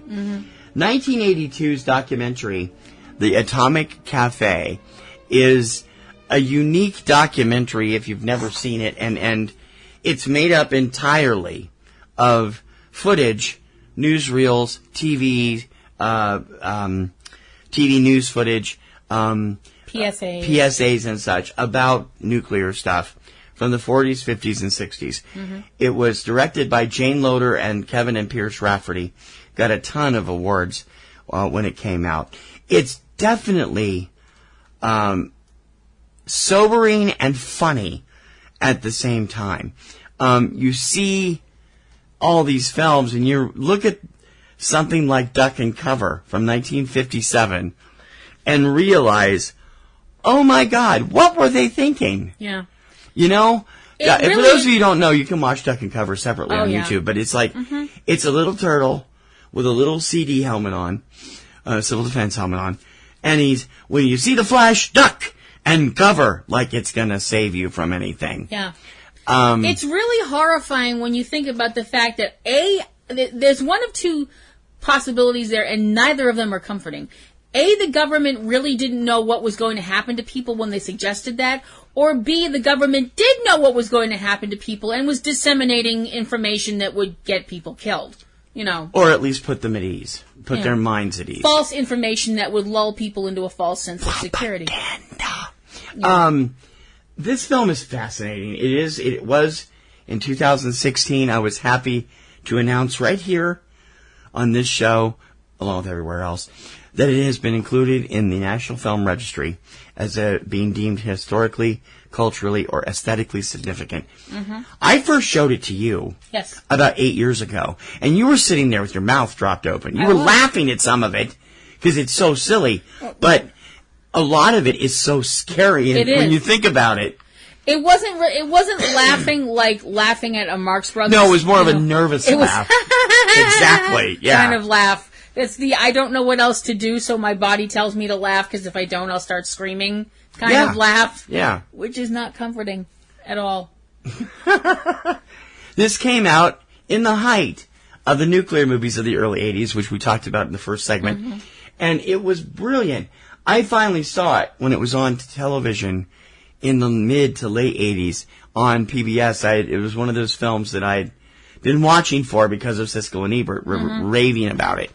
And it is a brilliant look at how some of the stuff is just ridiculous by today's standards. And even back then, it seems to be ridiculous. Yeah. It used a lot of great. It didn't have any narration at all. It used all dialogue and sound from the various clips it used. It let the clips speak for themselves. It didn't need to add to them. Yeah, exactly. Lot of classic stock footage is used, and it's just a brilliant little film. It had, for a brief time, it did have a 100% on Rotten Tomatoes. It's still in the 90s. And if you've never seen it, you should. It is available in kind of a lesser form as far as quality goes, for free on Vimeo. We'll have a link to it in our show notes. But you can rent it for $2.99 or $3.99 from Amazon, from Vudu, from all the major rental sites, and YouTube and Google Play and all those. They all have it. It's well worth the $4 to see it if you've never seen it. There's kind of a new version of it out now, too, and we'll talk about that one next.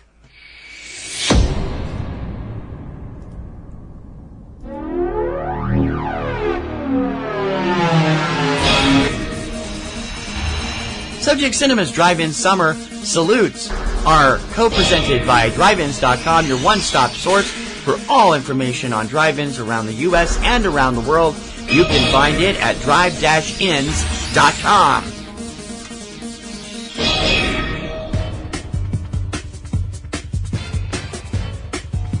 This drive-in salute is a little bit different than the others because we're not actually saluting an actual drive-in, but we're saluting a company that services drive-ins throughout the country with independent, family-friendly films for everybody to take a look at. It's called Drive-In Film Festival, and they are available. They're operated out of Brooklyn, and they are attempting to bring family-based, independent films to drive-in theaters free of charge.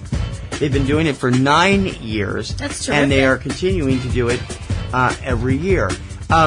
These are the kind of people that know that drive-ins are great family entertainment. Sure. You can keep the family together. Hopefully you're not fighting the whole time you're there. Right. Watching good films and enjoying yourself. Yeah, you can do something together as a family. You know, everybody goes to the movie and sits there and watches a great movie together, or you hope it's a great movie. You know, it has popcorn and soda and stuff like that, and everybody has a good time together, Right. you know. And then these guys are bringing in great films that are hard to find at drive-ins. And so far, they've done stuff in New Jersey, New York, Delaware, Kansas, and Michigan, and are headed again to New Jersey in the near future. They will be on September 16th. They will be at BOONIES Drive-In in Canada. That's where I found out about BOONIES. In Tilbury, to promote film selections and bring an exciting lineup of feature-length and short independent films. And so if you're in that area, take a look at it. They're also going to be at the Delcia Drive-In on September 30th with the same kind of independent films.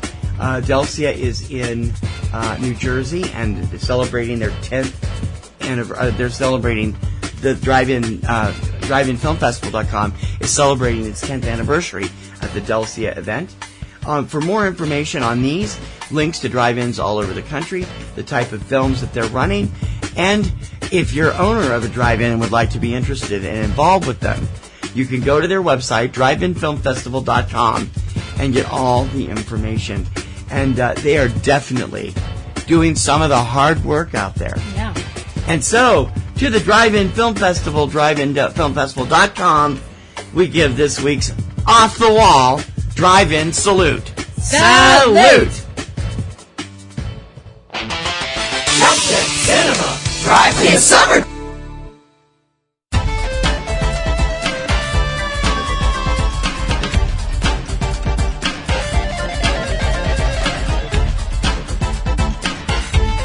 The Silver Screen.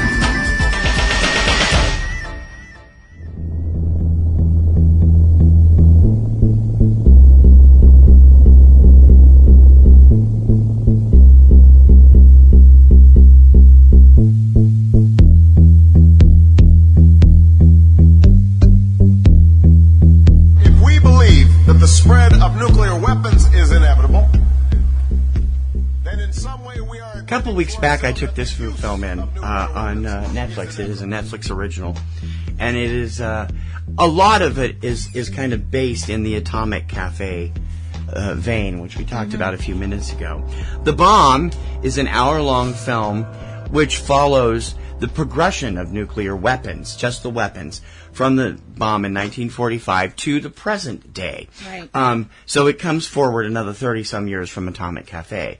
It's set to a incredibly annoying but effective trance music soundtrack, and it's quite terrifying, actually. I immediately wanted to see it when it premiered because, as I said earlier, you know, Atomic Cafe is on my all-time 100 best films. It's a fantastic documentary, and this one, while it doesn't go as far, it really shows some scary stuff that they didn't get into in Atomic Cafe, such as the after effects of Hiroshima. It also talks a lot about the incident that happened in Arkansas, which was the focus of the film Command and Control last year. Yes. The documentary. It's very stark and very interesting. Again, there's not narration in this film, but they use on-camera slides to give you partial information. You can only see part of it at any given time. They don't show you a whole sentence except at the very end of the movie with 3 or 4 cards. So it's almost like redacted documents kind of a thing? Exactly. And then between that, they've got footage and incredible, actual news footage. They do use reuse. Duck and Cover is here. A lot of the stuff that was in Atomic Cafe is here, but it's done up for a new generation, and it's quick.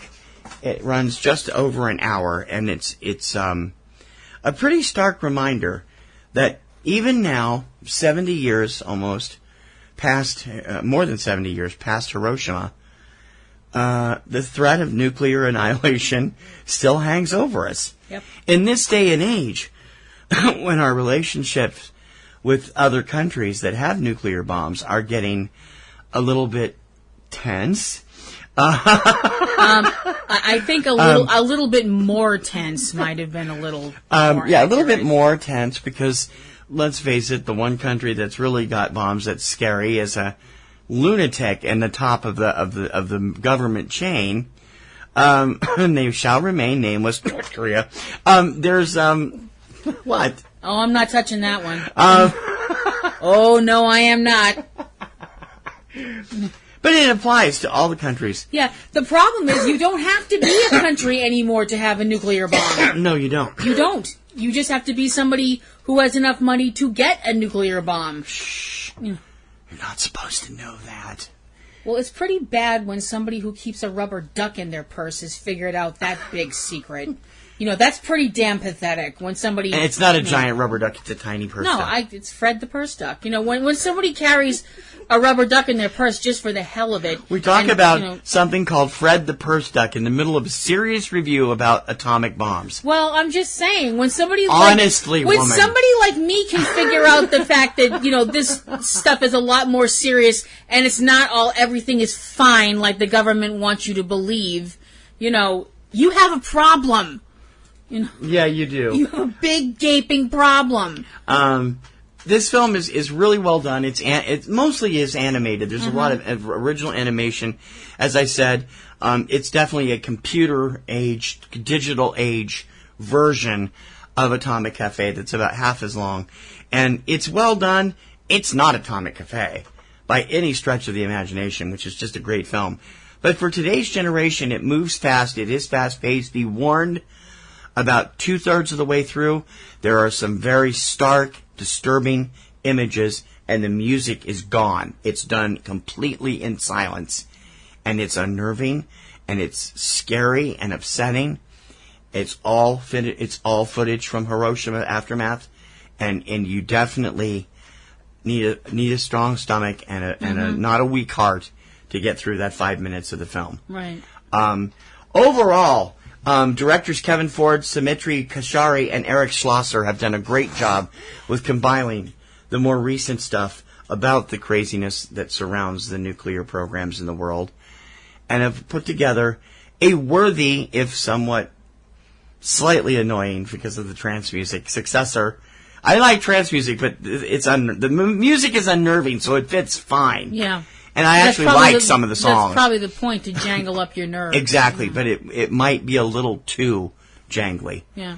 So you could watch the movie on mute if you wanted to, I suppose. You could, but it wouldn't be the same. You need that beat to make it. It makes a point. Yeah. And the song lyrics on some of them make a point. You're going to want to check that out. Right. The Bomb is available for Netflix subscribers on their streaming service and is well worth the hour. I give The Bomb a B+.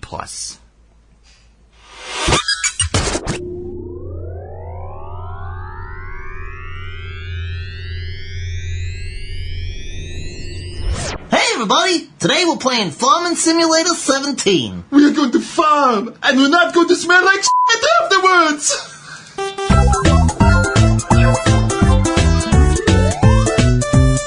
I'm looking in the preview. Oh wait, look at this. You gotta make it a little louder.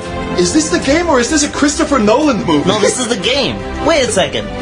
There's no reason for this to be so inspiring, right? I kind of developed a new obsession I want to tell you guys about because it's just fun. Yeah. A few years ago, the Poppies and Rosies Awards gave a Viral Vision Award to the innovative comedy site online called gloveandboots.com.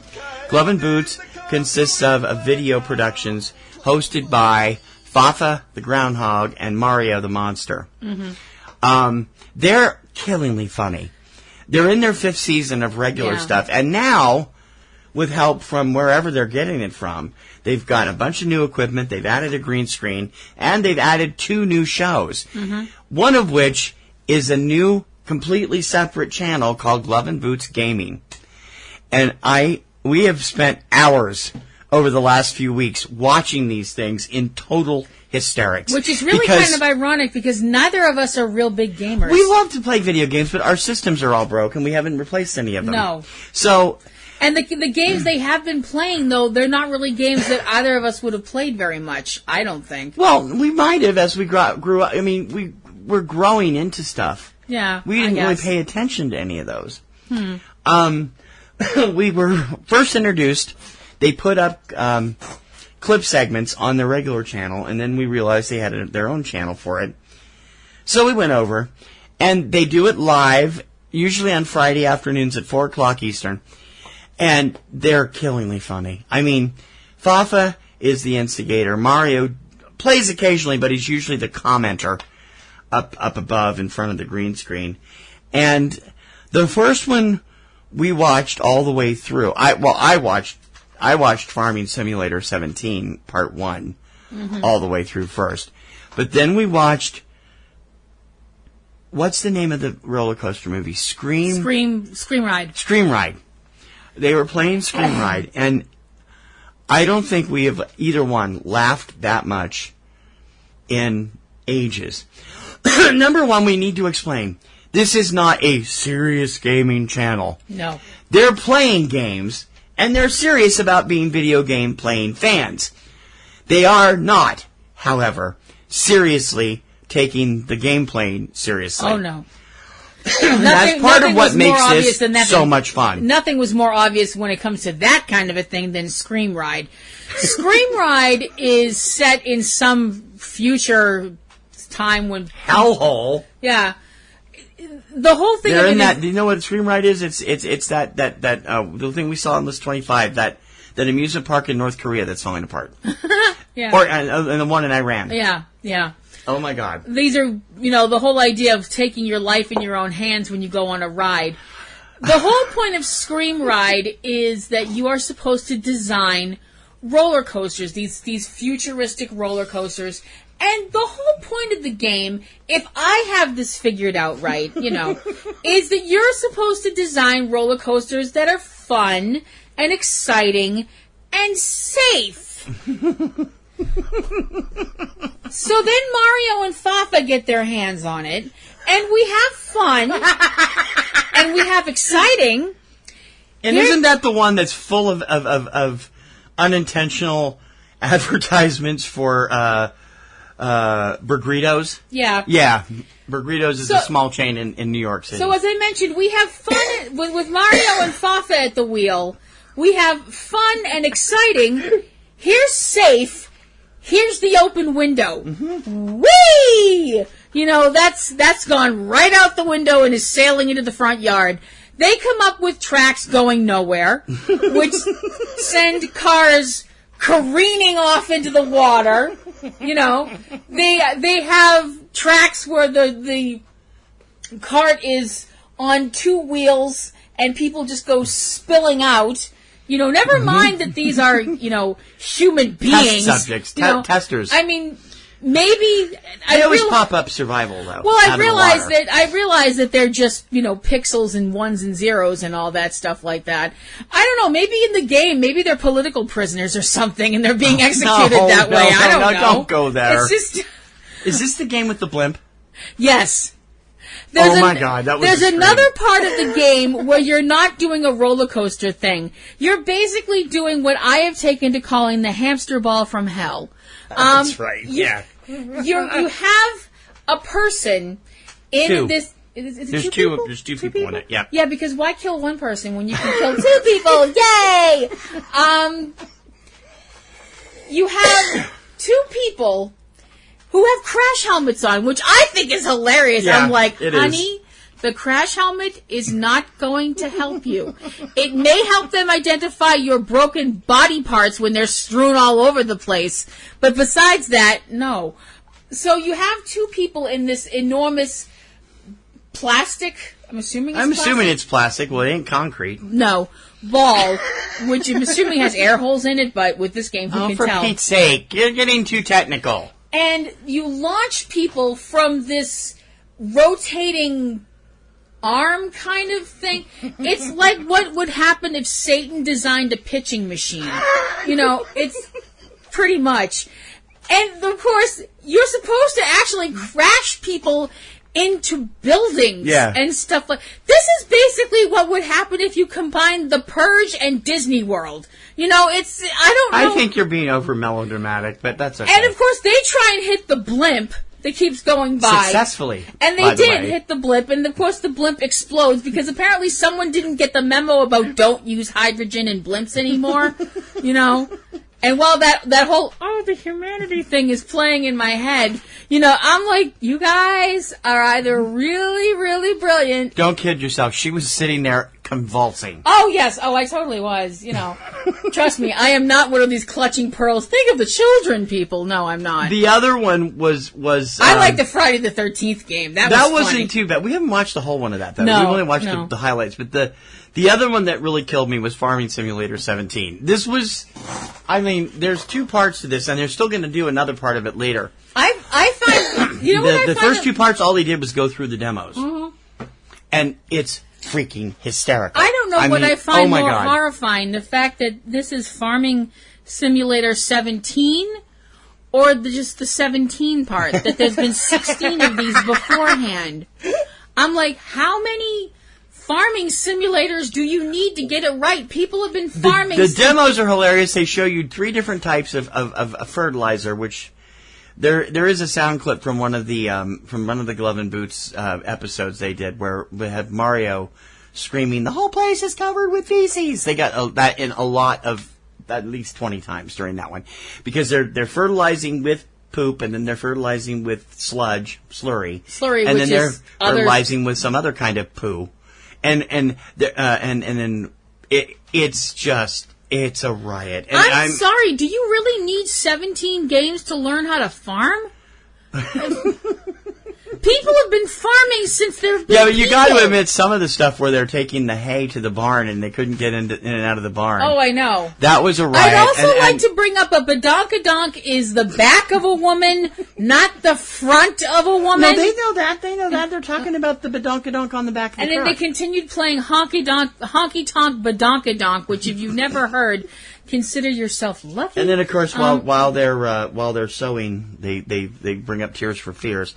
They got bumped last week because they overused It's Raining Men, and so they got a strike on YouTube. So they're really being careful with the music now. Yeah, they've played Portal, which is another game that I'm sorry I don't get. I don't get the allure of this game. That game just made no sense to me. I don't get the allure of this game. I actually made a suggestion to them a couple of weeks ago that they should play Mortal Kombat versus DC Universe, because that would be fantastic. Yeah. Well, they've done Marvel Lego thing. Yeah, they have. And they did the one way back when they, like 2 years ago, they did a couple of gaming ones as a test before they launched the channel. But it's they obviously got a lot of positive feedback on those two. They're funny as hell. They are funny because they admit some of the games they haven't played them. They haven't played them before. They've usually looked at them. Yeah. At least once, or played them through once, and then they're just going crazy. Now, like I said, there are serious gamers out there who are probably pissed at them for doing this, who do super serious gaming, and they get all this stuff. But I got to be honest, we love Glove and Boots anyway, and adding this gaming channel, and they are also doing live shows on Mondays now. It was just brilliant. Everything they've done has been hilarious. And we've enjoyed every second of it. So if you want a good laugh and want a great introduction to Mario and Fafa and their entire insane world, Glove and their ever growing cast of characters, because it's gotten bigger and bigger. Go over to YouTube and search Glove and Boots and pull up Glove and Boots Gaming, or just a regular channel for the highlights of each of the games, and trust me, you will not be disappointed. And guys, I hope you're going to share the Vergrito love with everybody else. Mm-hmm.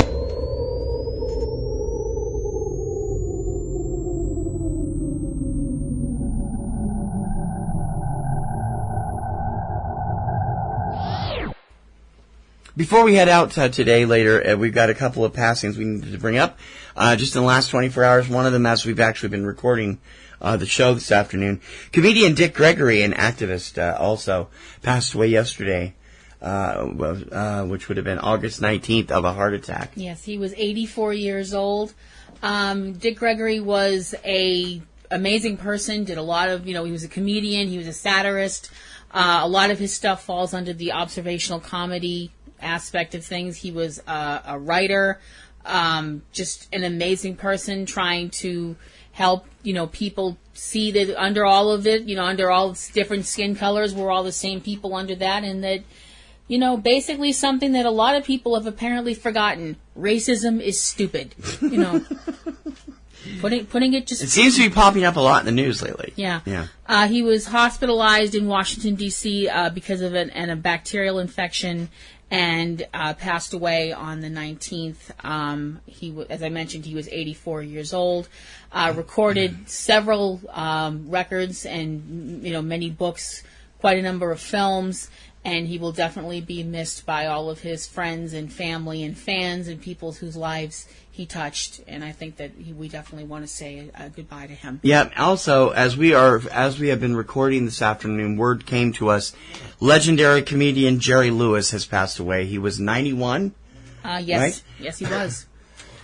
He was 91 years old. Jerry Lewis, one of the most well-known comics of the 40s and 50s, obviously part of the Martin Lewis comedy team with Dean Martin. He was the silly one, the one that did all the slapsticky, funny stuff, where Dean was the straight man.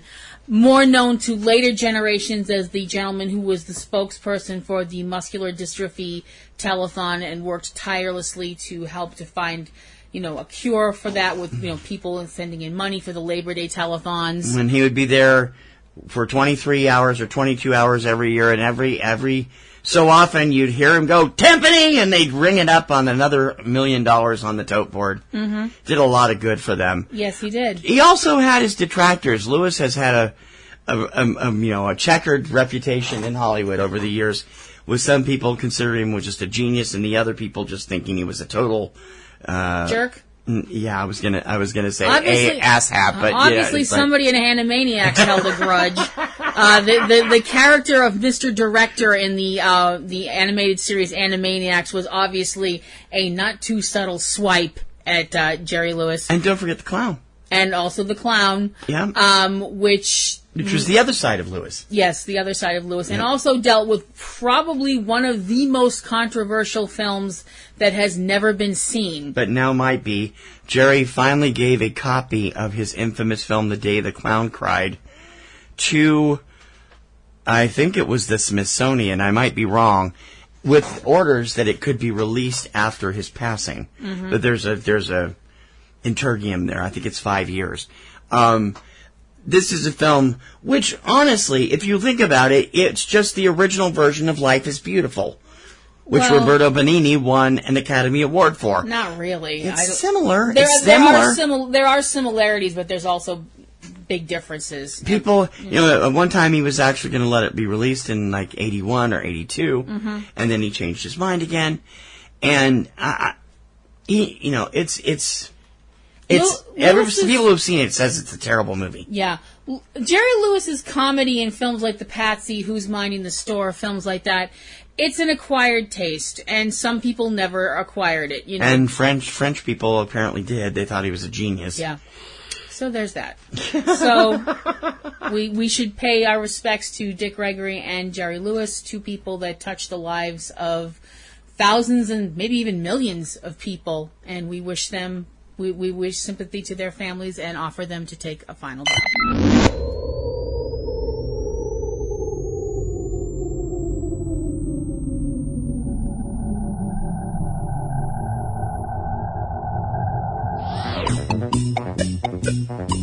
The Last Reel.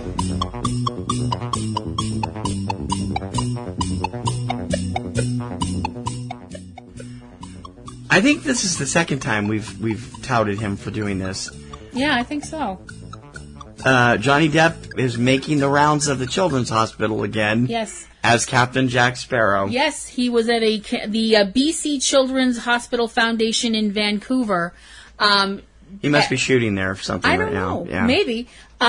Maybe he's guesting on Supernatural. I wish.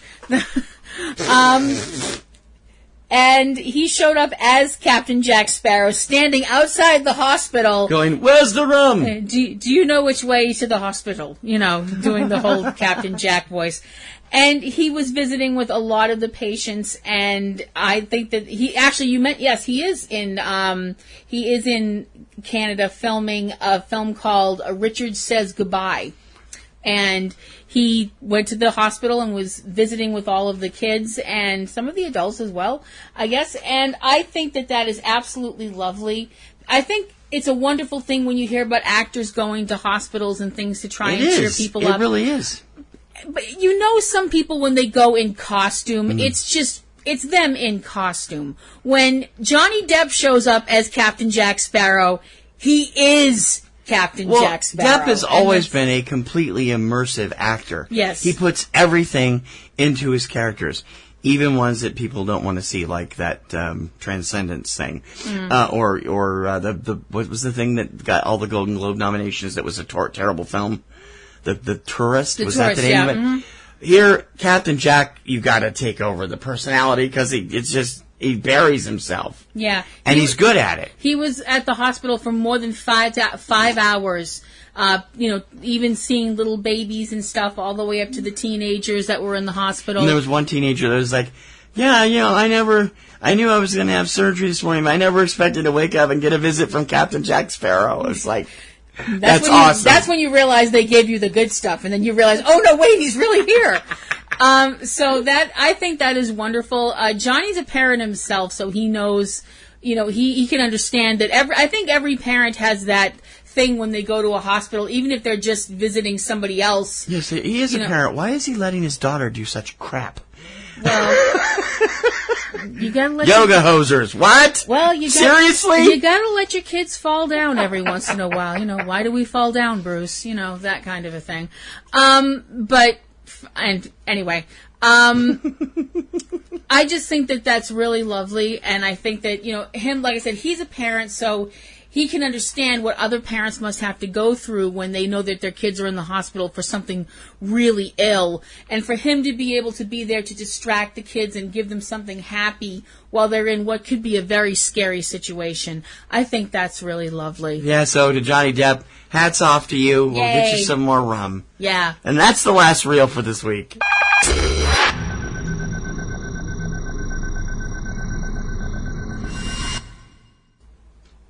Wow. Well, so our venture through atomic energy has been fun. All different types of it. There'll be plenty of links in the show notes if you haven't seen it. And, of course, links on the show notes to our YouTube channel, all the stuff you should be subscribing to. Patreon. Help us out and do all kinds of cool stuff so we can do more for you. We got to have you on our Patreon. So please join us. Yes. What's coming up for you? I am still working on my list of fanfic ideas that I'm going to put up for Platinum Rose's Garden. So, in other words, it'll be ready for a Thanksgiving hiatus special. No. I've actually found some really good stuff. Because I do want to put something out there just to give you guys something to talk about. Obviously, Supernatural is filming season 13 right now, and that's really exciting. Lucky season 13. Well, hopefully it'll be lucky. Hopefully it'll be lucky enough to at least to season 14 or something. I don't know. Nah. I still think they should end on episode 13, season 13. I think that's really funny. Well, I think that's very interesting that you think that. I also think you should clam up. So, And what about you and Catastrophe Vortex? It's coming. Sometime soon. Okay. It's crazy right now. I'm trying. It's been 2 months, but I am readying another show, and hopefully this week, I swear this week, I will do my best to get it up. We're doing the Poseidon Adventure on the next show, and I hope you will be there whenever it pops up at CatastropheVortex.com. K-Battle with Eric and Valerie Lyon they just did a great show with Crawl. Do you remember Crawl back in the 1980s? I remember it, never saw it. No, I never saw it either, but we should, because that show was great. Game of it. And Eric said he probably never saw the film till after he played the game. That's interesting. And their next show will be Shin Godzilla. So that should be interesting. You can check it out every week at kbabble.com. And, wow, Boston Comic Con was just here. Mm-hmm. Aunt B and Pee Wee from Comic Grotto were there. They've got photos, interviews, and a whole bunch more on the new episodes upcoming of Comic Grotto at comicgrotto.com. And it's going to be fun to listen to. They're going to have a lot of fun with that stuff. Yep. Don't forget to check out our midweek shows as well. Tuesday Digidex with all the home video releases on Tuesday. And 3 Minute Weekend with all the new film releases in the U.S. on Friday. 3 Minute Weekend, Front Row 5 and 10 is off for the summer, and we'll be back in October with more great lists. And we are still planning our food series. Mm-hmm. It's been bumped to November as a special miniseries for Thanksgiving and all. And that'll be coming up at some time in November. Yep. So, anything else going on? Not that I can think of, no. I mean... Let's get on out of here then. Hit the button to blow us up.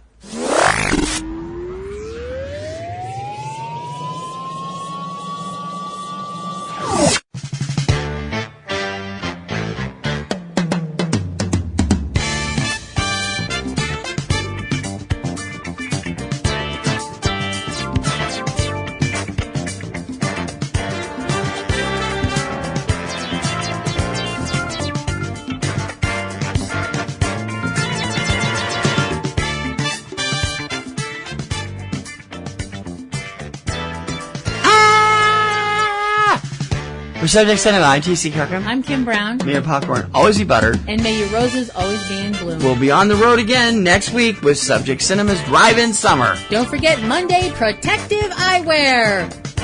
You have been listening to Subject Cinema with hosts T.C. Kirkham and Kim Brown. Subject Cinema is produced by PNRNetworks, Boston, Massachusetts, which is solely responsible for its content. Subject Cinema is recorded and produced using Sony Vegas products. Subject Cinema is copyright 2017 by PNRNetworks under a Creative Commons license. Check out a new episode of Subject Cinema every weekend. Until next time, this is Bob Taylor for Subject Cinema, and we'll see you at the movies. That's all.